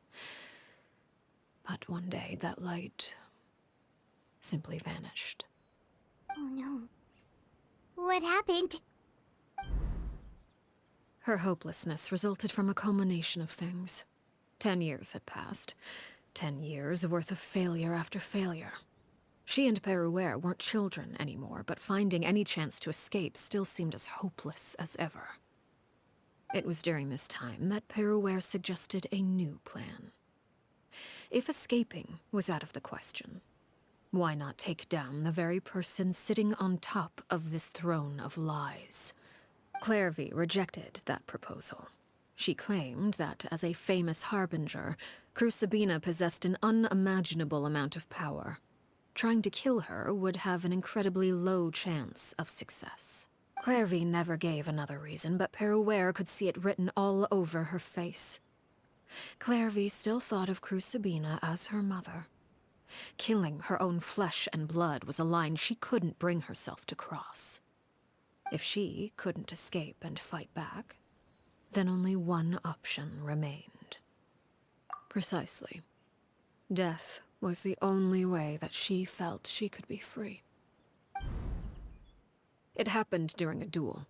When she arrived at the dueling ring that day, her partner turned out to be none other than Peruere, the very person that had stood by her side all those years.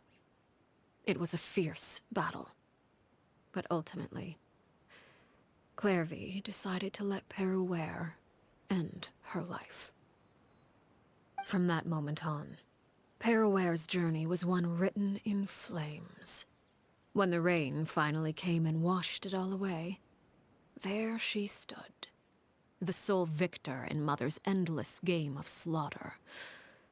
A trail of corpses strewn across her path to success. It was the very result she had predicted 10 years prior. Even then, she believed she would make it until the end. She wasn't surprised by the fact that she emerged as Mother's undisputed heir. Rather, her success left her with an inexplicable sense of restlessness. She was unsettled. And there was only one thing that could quell that sensation. Perhaps you two would like to take a guess as to what it was? Crucibina, you mean? But... Correct. This is the place where Peruere killed her best friend. A mere year later, this is also the place where she fought tooth and nail to kill the mother they shared.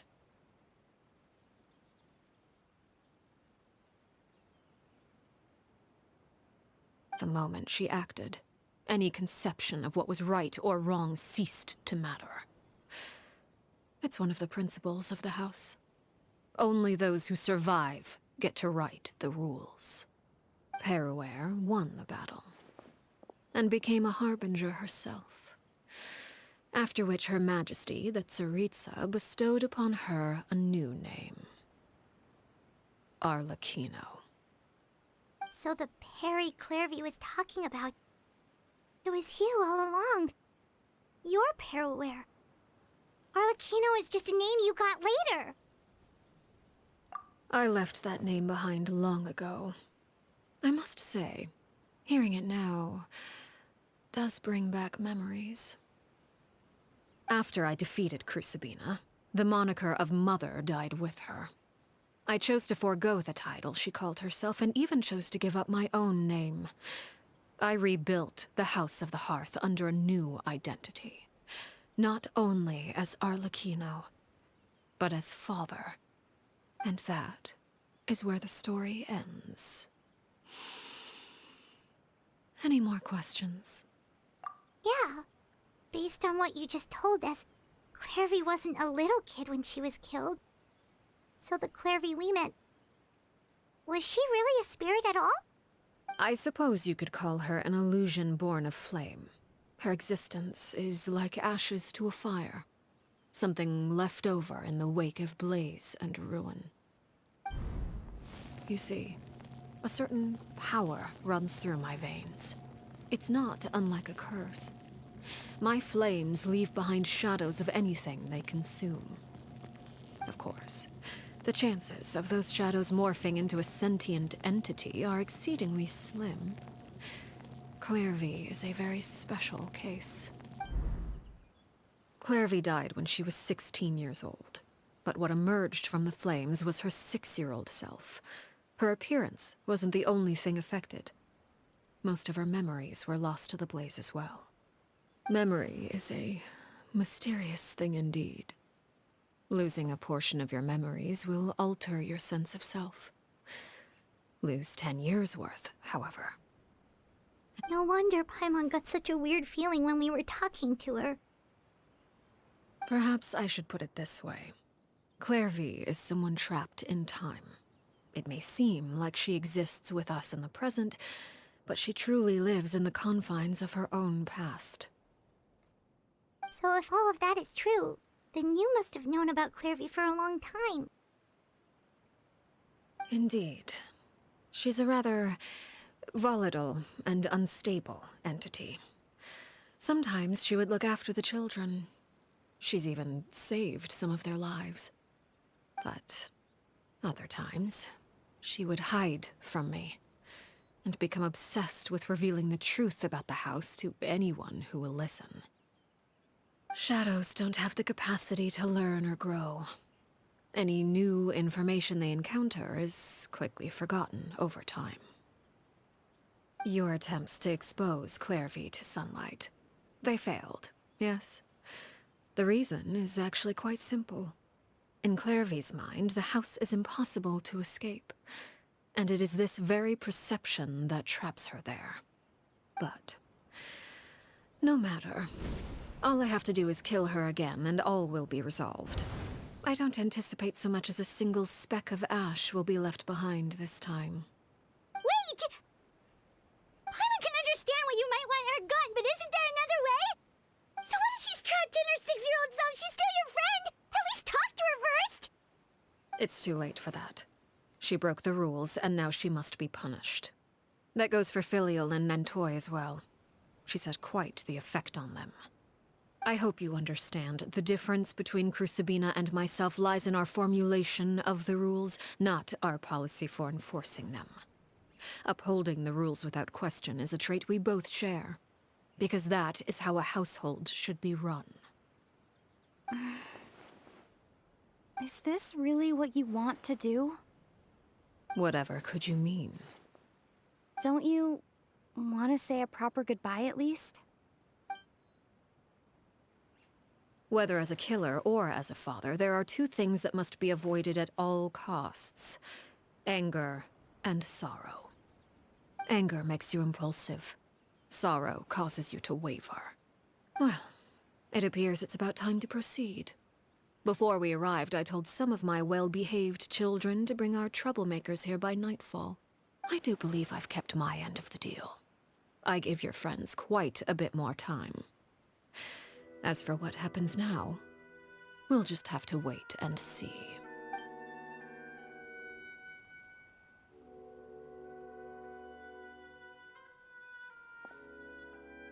Here they are, Father. You gonna execute him? Seeing something like that would actually be a first for me. Lenny! I'm sorry. I heard about how you helped buy us more time. But I still failed. I couldn't find a way to fulfill her wish. Huh? Are you... Perry? Indeed, it's been a while, Clairvy. Perry! Shh. Stay right there. I'm sorry to postpone our reunion, but first, I believe certain scores need settling.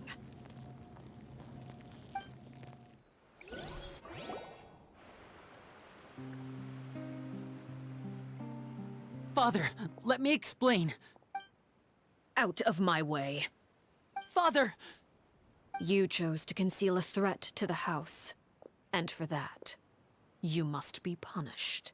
Overall, however, I suppose your wrongdoing is hardly the most egregious of the bunch, so I'll deal with your punishments later. As for right now, the more pressing concerns are the traitors among us. By traitors? Do you mean us? Father, let me explain. We didn't mean to... Fultz, why don't you share what you heard? Yes, Father. Secret Midnight Meeting number 3. Participants, Filial, Nantoy, Sato, Toddy. Nantoy clearly said, if only Father wasn't the one who took us in. Sato added, I'm sick of this life. I just want to live as a normal person. Filial was the worst of them all. She called us crazies and said a bunch of mean things about Father. I did not! You're lying! Fultz is trying to frame us. It's not like I'm the only one who heard those things. After that, you and Toddy and a bunch of other people started talking about Clairvy. You were using all those things Clairvy brought up as an excuse to question Father. We're birds locked in a cage. The only way out is to destroy it. That's what you said, wasn't it? You little... You just want me gone, don't you? What did I ever do to you, huh? And you, Sheplo, have you forgotten who stood by your sickbed, watched over you, and changed your dressings? Come on, let's hear it then. What's your reason for all this? You're wrong, Filial. We don't want you to die. You're our family. Liar. You wouldn't be doing this if that were the case. So why? Why have you backed us into a corner? We all live in the House of the Hearth. You know the type of work we do, Filial. A single betrayal can cost dozens of us our lives. It's not like it's never happened before. That kind of thing is hard to forget. That's why the House of the Hearth cannot tolerate any form of betrayal. Ever since we came to Poisson, you've had 7 secret meetings. A lot of the things you talked about really crossed the line. You've been spying on us for half a month? Wait a second. Now that I think about it, the move to Poisson was just a way to make it easier to spy on us, wasn't it? Because we were all in one place. You've had this planned all along. Filial, Nantoy, I'm sorry. I owe you both my life. I owe Clairvy too. If it weren't for all your help after I got poisoned, I wouldn't be standing here today. If this were any other situation, I would do anything to repay that kindness, even if it cost me my life. But rules are rules. I'm sorry. My hands... Why? Why? That's enough, Filial. We made a mistake, and we should own up to it. We broke the rules, plain and simple. And I'm sorry, Chaplot. Fultz. I'm sorry, Father. We accept our punishment. Chaplot, according to the rules of the House of the Hearth, how should these traitors be punished? All those who betray the house pay with their lives. And so it shall be.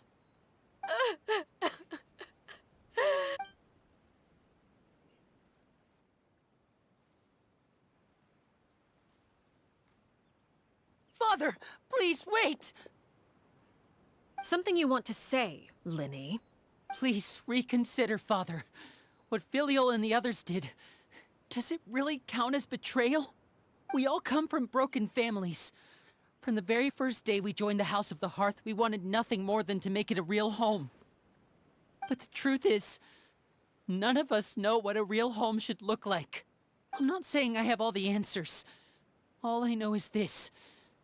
Killing Filial and the others may uphold the rules, but doing so will only bring us further away from being a real family than we've ever been. So please, Father, please, reconsider. I agree with Linny. Father, please. Linny, you... I also agree with Linny. An order once given cannot be rescinded. However, given the extent of your determination, I suppose we shall have to go about this a different way. Draw your weapons and face me. Our weapons? Father, are you referring to a duel? Precisely. The rules of the house will not be altered. Traitors must be punished. However, resolving disputes with a duel is also one of our rules, one that also applies to me. Demonstrate a sufficient showing of strength, and I shall offer a concession. Wait. Beat Father in a duel? Impossible. Father is way too strong, even for Linny.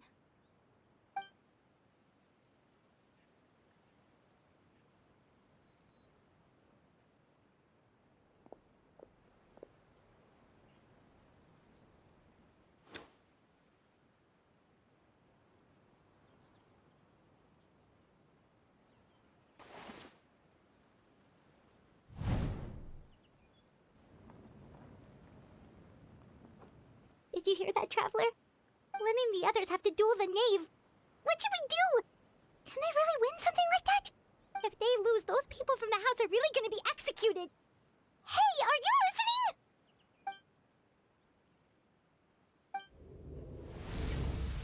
Don't you want to say a proper goodbye at least? Anger makes you impulsive. Sorrow causes you to waver.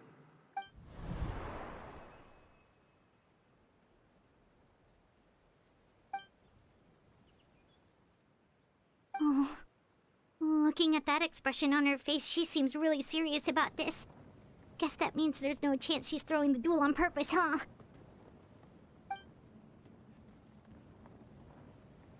When guests are around, families are often on their best behavior. And any disputes are less likely to escalate. When the time comes, make the choice that you deem most appropriate in the situation, and lend your help to the House of the Hearth. What's wrong, Traveler? Hey, where are you going? Traveler? You're asking to join the duel against the knave? I'll allow it. We do have a ready-made dueling ring at our disposal, after all. All I would advise is this. Keep a firm grasp on your weapon, and give it your all. Any less, and you may just lose your life.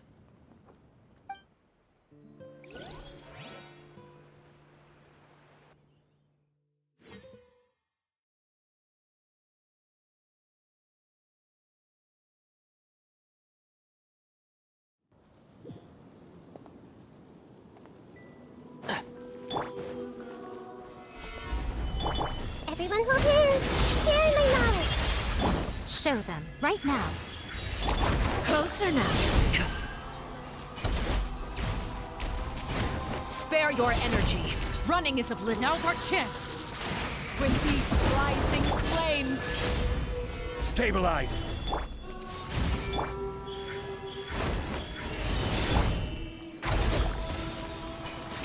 Is it my turn now? Closer now. Keep up. Now that's more like it. Are you alright? With these rising flames.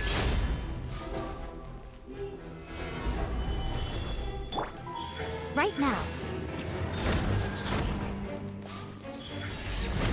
Nothing lasts forever. Right here. Emerge. Right here. Getting here. With the fall of darkness, destruction shall rise.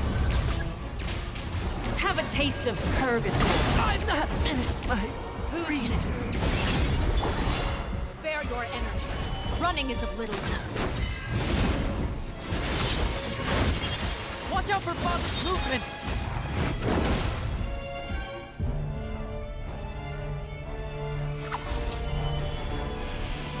With these rising flames. This is order. This may hurt a little. Hang in there.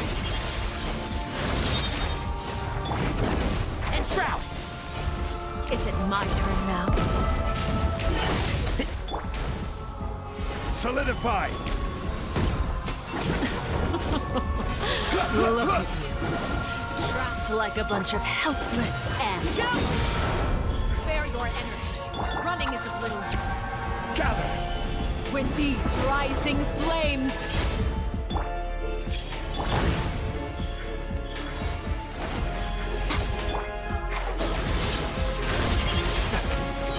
I hear everything! And voila! It's my turn. Not bad. Make yourself You've a home. proven to be a worthy opponent. Emerge. Can't see? How Flowers have... Spare your energy. Father's even stronger than I expected.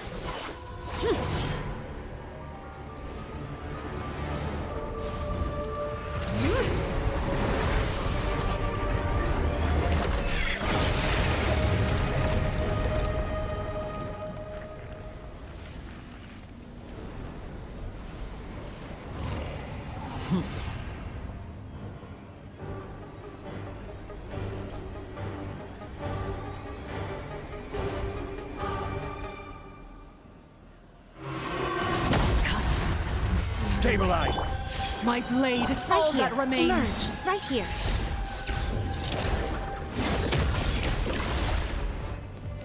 Emerge. Right now. The Temple of Wisdom. Solidify. I'm always watching. Right here. Emerge. Right here. I see everything. Your punishment made manifest. Now's our chance. Over here.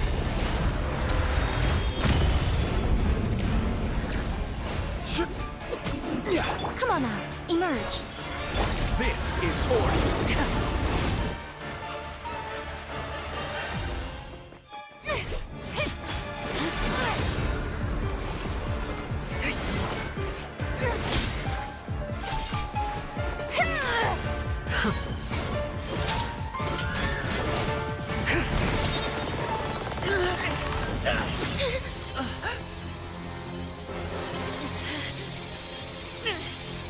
You should know better than to crowd in one place.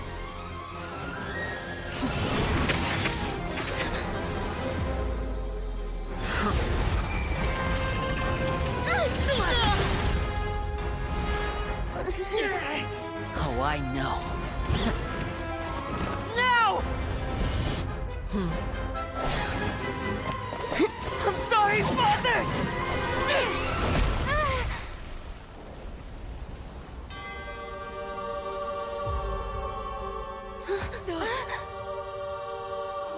Sorry for what? This pitiful excuse for an attack.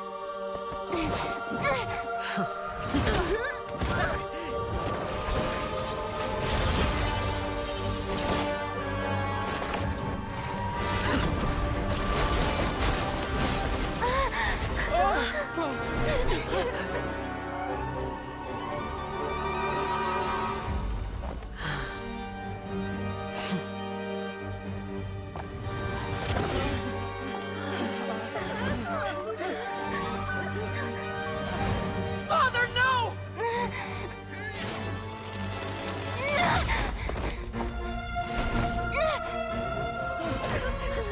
Made it out, did you? You're stronger than I expected.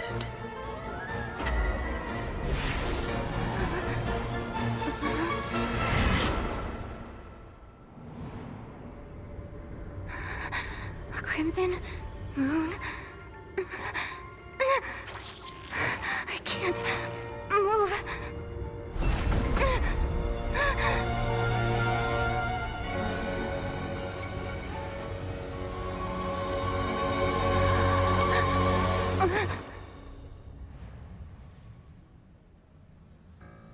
Still, not strong enough to beat me.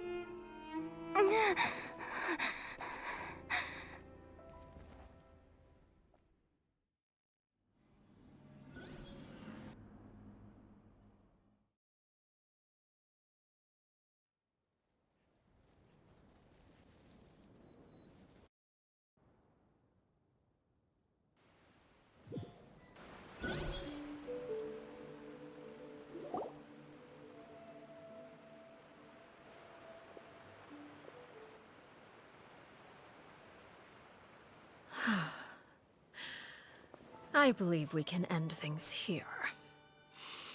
It's not often that we get to enjoy the company of guests, after all. We wouldn't want things to get too out of hand. Brother, are you all right?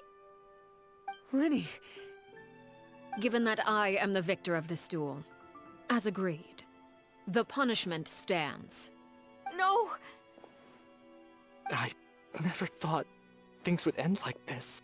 However, everyone involved in the duel demonstrated a remarkable level of strength and determination.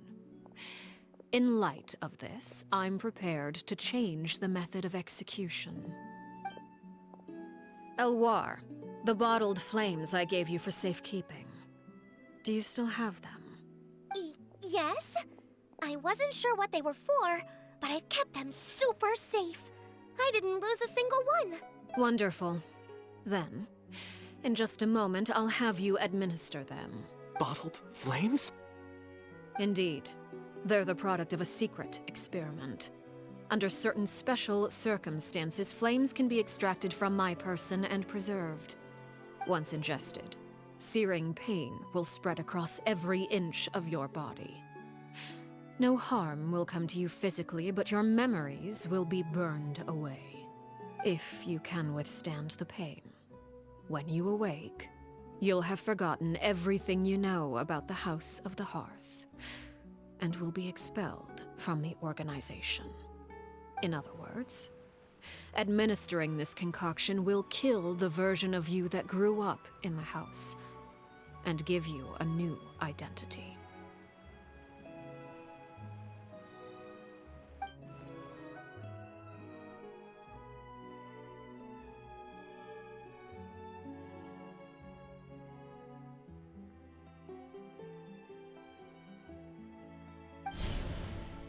Memory is a mysterious thing indeed.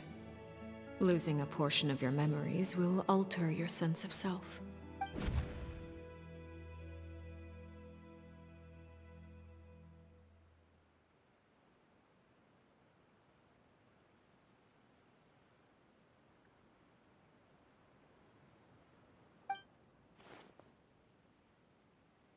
So, you're just letting us go, Father? You misunderstand.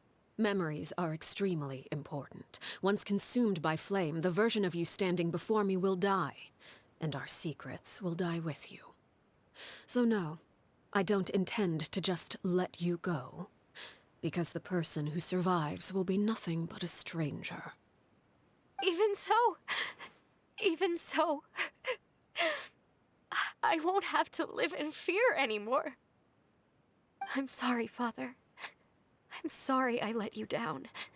But I really... Don't cry, Filial. You haven't left the house yet, so there are still rules to be followed, yes? Remember what I taught you. Anger makes you impulsive, sorrow causes you to waver. Don't let yourself be controlled by your emotions. Of course. I'll remember. Dry your tears, and go pursue the life you really want. Yes, Father. Chaplot, Foltz, Elwar, take them back to Poisson. And bring Linny and the others as well. I prepared 3 extra vials of bottled flames. As for whether to take them, the choice is yours. Goodbye, children. The next time we meet, I will no longer be your father. Thank you for all you've done for the house. I hope you have bright futures ahead of you.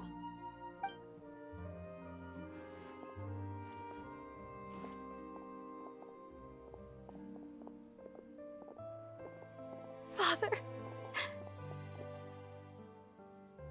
Let's go.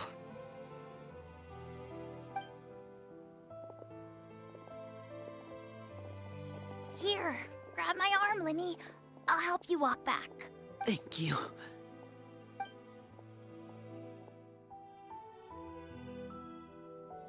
Clairvy.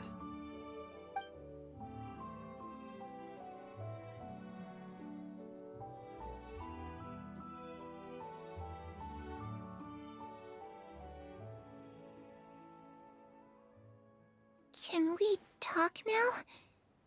I've been waiting for a super long time.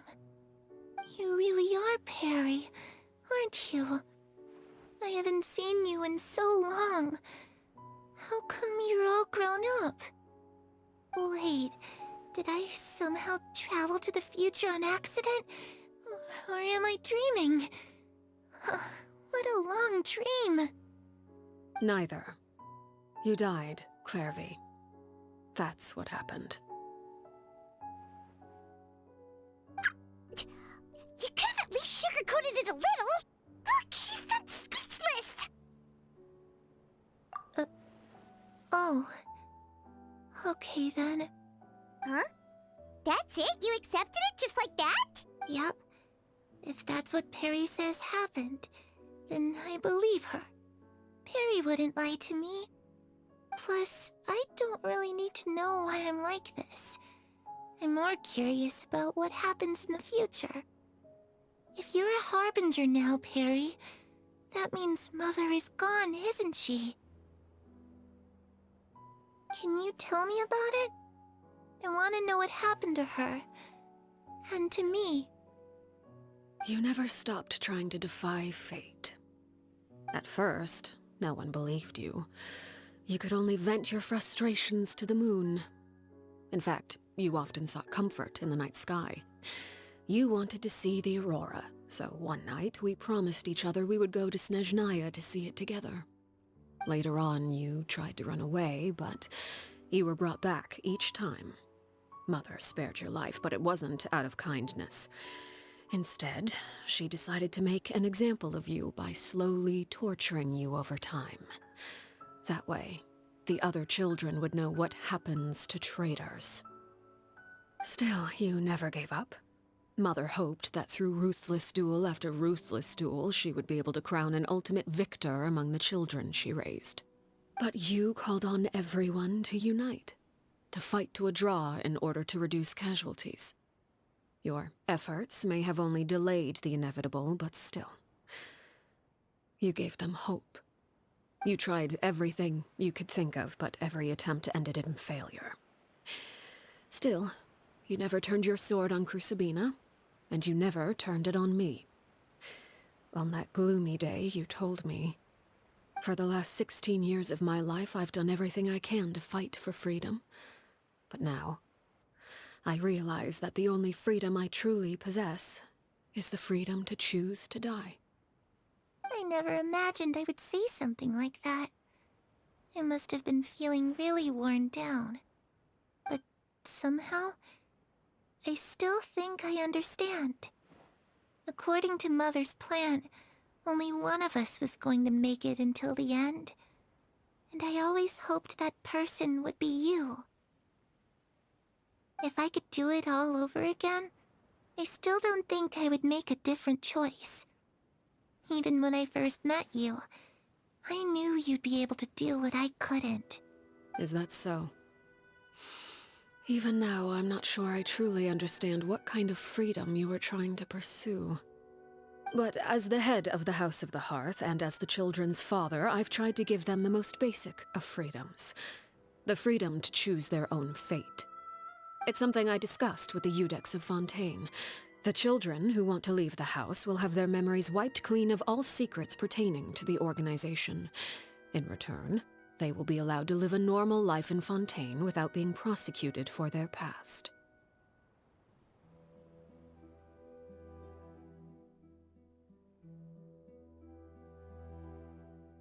Of course, I won't simply hand freedom to them on a silver platter.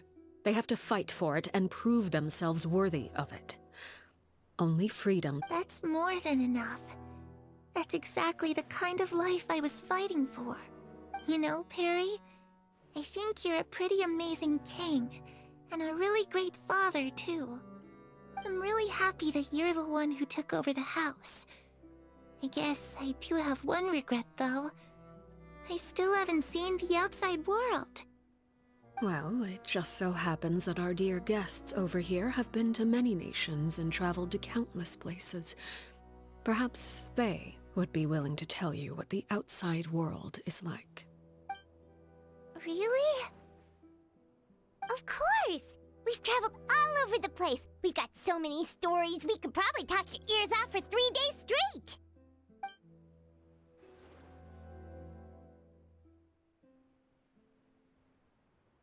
Those yokai you mentioned, what do they look like? I once saw a drawing of this one guy with horns on his head and a super scary face. Are there any yokai like that? Oh, sounds like you're talking about an Oni. Yep, we've met one, and let Paimon tell you, they're not nearly as scary as they look. You know, I used to dream of being a bard. Playing the lute while singing into the winds of freedom? Even if there was no one there to listen, I would have continued to sing no matter what.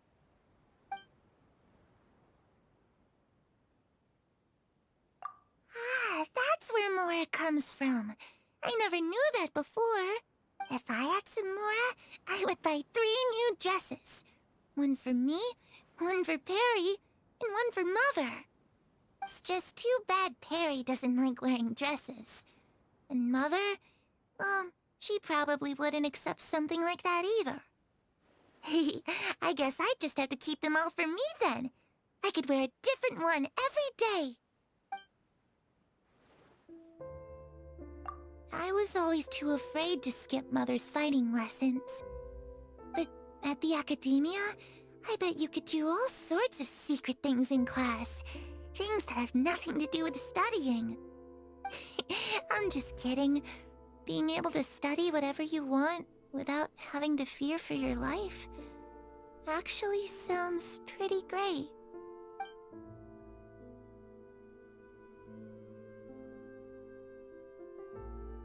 The situation was super dangerous. Lenny and Lynette were accused of committing a crime, and they were going to have to stand trial at the Opera Epicles. Oh no, that must have been hard for all of you. What happened next? Don't worry, we were able to turn the situation around super quickly. All thanks to Detective Paimon, of course. How'd you do that?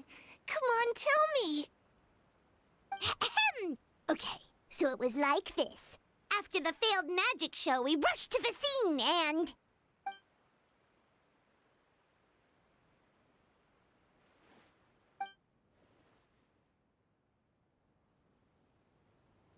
Shadows don't have the capacity to learn or grow. Any new information they encounter is quickly forgotten over time.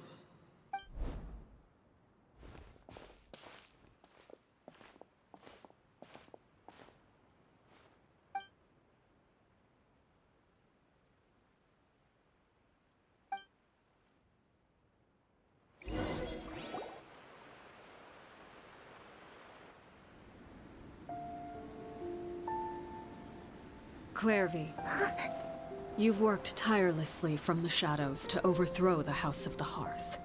Now, by my authority as the Knave, I shall announce how this matter ends. You are hereby expelled from the House of the Hearth. You are no longer tied to this place, nor are you bound by its rules.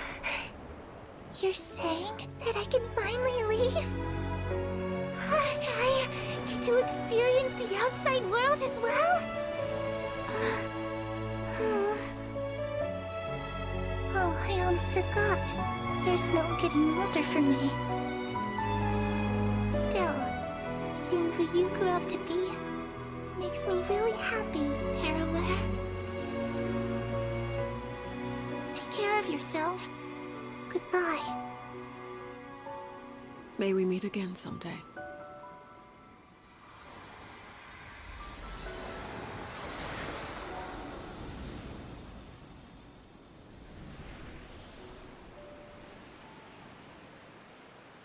Clairvy. She left so soon. Paimon didn't even get to finish her story. I also have certain sentiments left unsaid. I wanted to tell her that the aurora I saw in Snezhnaya was just as beautiful as the ones in the pictures. But a shadow's memories reset at dawn. Had we delayed any longer, we wouldn't have had the time to say goodbye. Whatever regrets may linger, let them be lost to the coming of a new day. Father? It's Linny! Hey, Linny!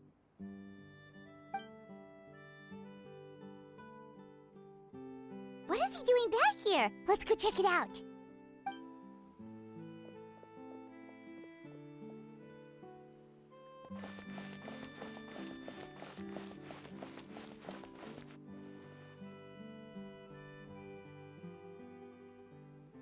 Father, the bottled flames have been administered.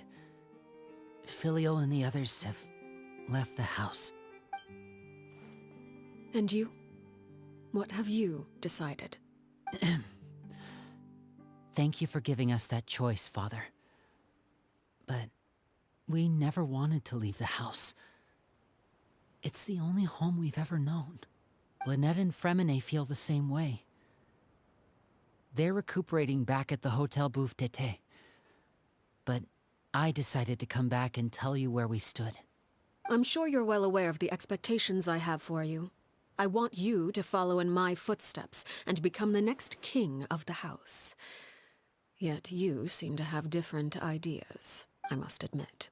I'm rather surprised by your decision to stay. There's nothing wrong with choosing to live a quiet life. Leading this organization is a heavy responsibility, one not so easily carried by someone forced onto the throne. I just never understood what you saw in me. What made you believe I was deserving of that throne? You're brave, talented, and, most importantly, you cherish your family. You would do anything to protect them, even if it costs you your life.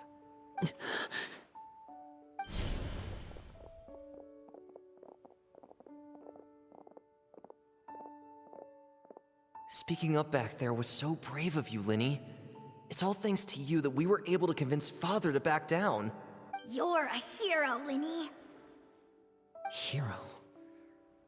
Father is the real hero. Had Father gone all out during the duel, there's no way I would have walked away with my life. She must have had it all planned from the beginning, from the very moment she suggested a duel. I'm not deserving of that title. I'm not strong enough, or smart enough. You're wrong. In my opinion, all you need to be deserving of the throne is conviction and the necessary strength to act on it. We may have different ideas of what it means to be a family, but you can hardly be said to lack conviction. What you truly lack is strength. For someone of your talent, though, that's something that will come with time. Even without that strength, you still chose to face me in a duel, even though the odds were stacked against you. That capacity to honor your convictions is what I truly see in you. Father. No one knows what the future holds, what tragedy or triumph may be in store. Being at the head of this organization requires the strength of will to face whatever comes. Caution will only hold you back. If reaching a certain standard were required to go after what you want, I would never have succeeded in killing my predecessor. Back then, there was still a considerable gap between our abilities. Strength may decide the ultimate victor, but those who let a lack of strength dictate their decisions or undermine their convictions will never be worthy of the throne. I understand, Father. Thank you. Children must grow up to surpass their parents. Only then can a family continue to flourish. The road ahead is not an easy one, so I'll ask you one last time. Are you certain you want to stay? You've done so much for me, Father, and that kindness must be repaid. Plus, with Project Stuja at hand, there are many dangers ahead, and I, for one, don't intend to back down. Protecting my family at all costs. That's my conviction.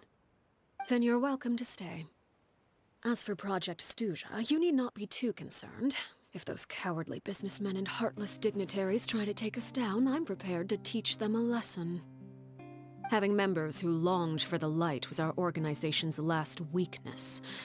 With those members no longer among our ranks, the House of the Hearth is like a spider hiding in the shadows. We need only wait for our prey to come to us. At present, our imperative is to use their plan to our advantage. In doing so, a crimson moon shall rise amid the frigid blizzards of winter. No demonstration of loyalty shall go unrewarded, and no sacrifice shall be in vain. As for the two of you, whether we meet again as friend or foe, I'll remember the camaraderie we shared in this moment. No matter how arduous the journey ahead, I hope we both reach our desired destination.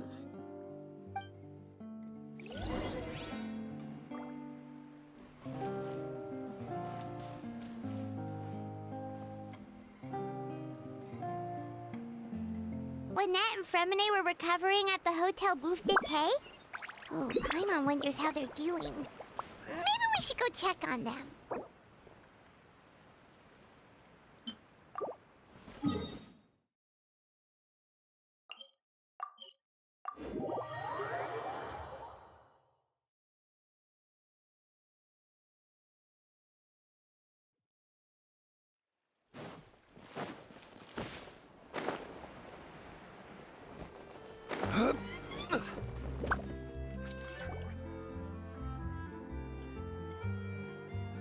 Lynette?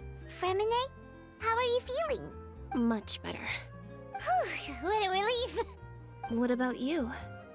Are you feeling all right? I knew you'd come out unscathed. Us, on the other hand, well, we've been bedridden for 2 days. I couldn't even turn over. Oh, and I wanted to ask, is Clairvy gone? Linny and the other members have left Poisson and returned to the House of the Hearth. According to him, there haven't been any more sightings of a spirit roaming the house. I see. I'm glad. Father came to check up on us 2 days ago and told us about what happened with Crucibina and Clairvy. Actually, I've met Crucibina before. Wait, what? You've met the former knave? Crucibina died a year after Clairvy. It was during the year between their deaths that I joined the House of the Hearth.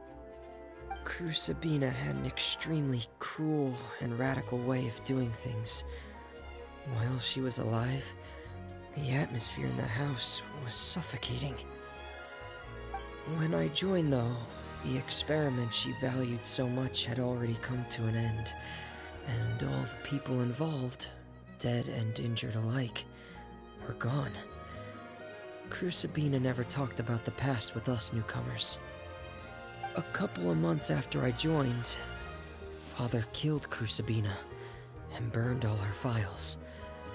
With that, the names of all the people subjected to her experiments, Clairvy included, were lost to the flames, along with the painful memories they represented. Father took in Lenny and me a couple months after that, but she never mentioned anything about Sabina or Clairvy. It really seems like something she was planning to keep to herself. The last time you talked to her, did she mention why she kept it a secret for so long? She said she didn't want us to be affected by the darkness of the past. She was worried we'd develop a false sense of gratitude towards her if we knew about it. The foundation of a family should be free of any corrupting influence. Whatever happened in the past, it has nothing to do with who we are now. And that's what Father told us in the end. But I still thanked her for everything. It was only after hearing about what Sabina did that I finally realized how insignificant our lives could have been. The members of the house meant nothing to her. To say that she valued them in any way, even just as a tool, would probably be giving her too much credit. If Father hadn't taken over the House of the Hearth, I probably would have already... Father rarely brings up the fact that she saved us. She doesn't believe that being indebted to her should be what ties us together. But even if we didn't owe her anything, we would still choose to stay. Because this is our home. We may have arguments or times when we feel wronged. Some people may even choose to leave. But as long as Father is here, we will always have a home. Whether the path before us is bathed in sunlight or shrouded in shadow, we'll follow Father wherever she chooses to go. So I wanted to say thank you for helping us make it through this crisis. Without your help, we could have lost a lot more along the way. Oh, we didn't do anything, really. Of course. You're welcome anytime. Are Filial and Nantoy okay? I actually saw them at a cafe this morning. They didn't recognize me. From what I could tell, they were drinking coffee and talking about one of the operas that started running recently. They seemed happy. If I had to take a guess, I would say they finally found the kind of life they always wished for.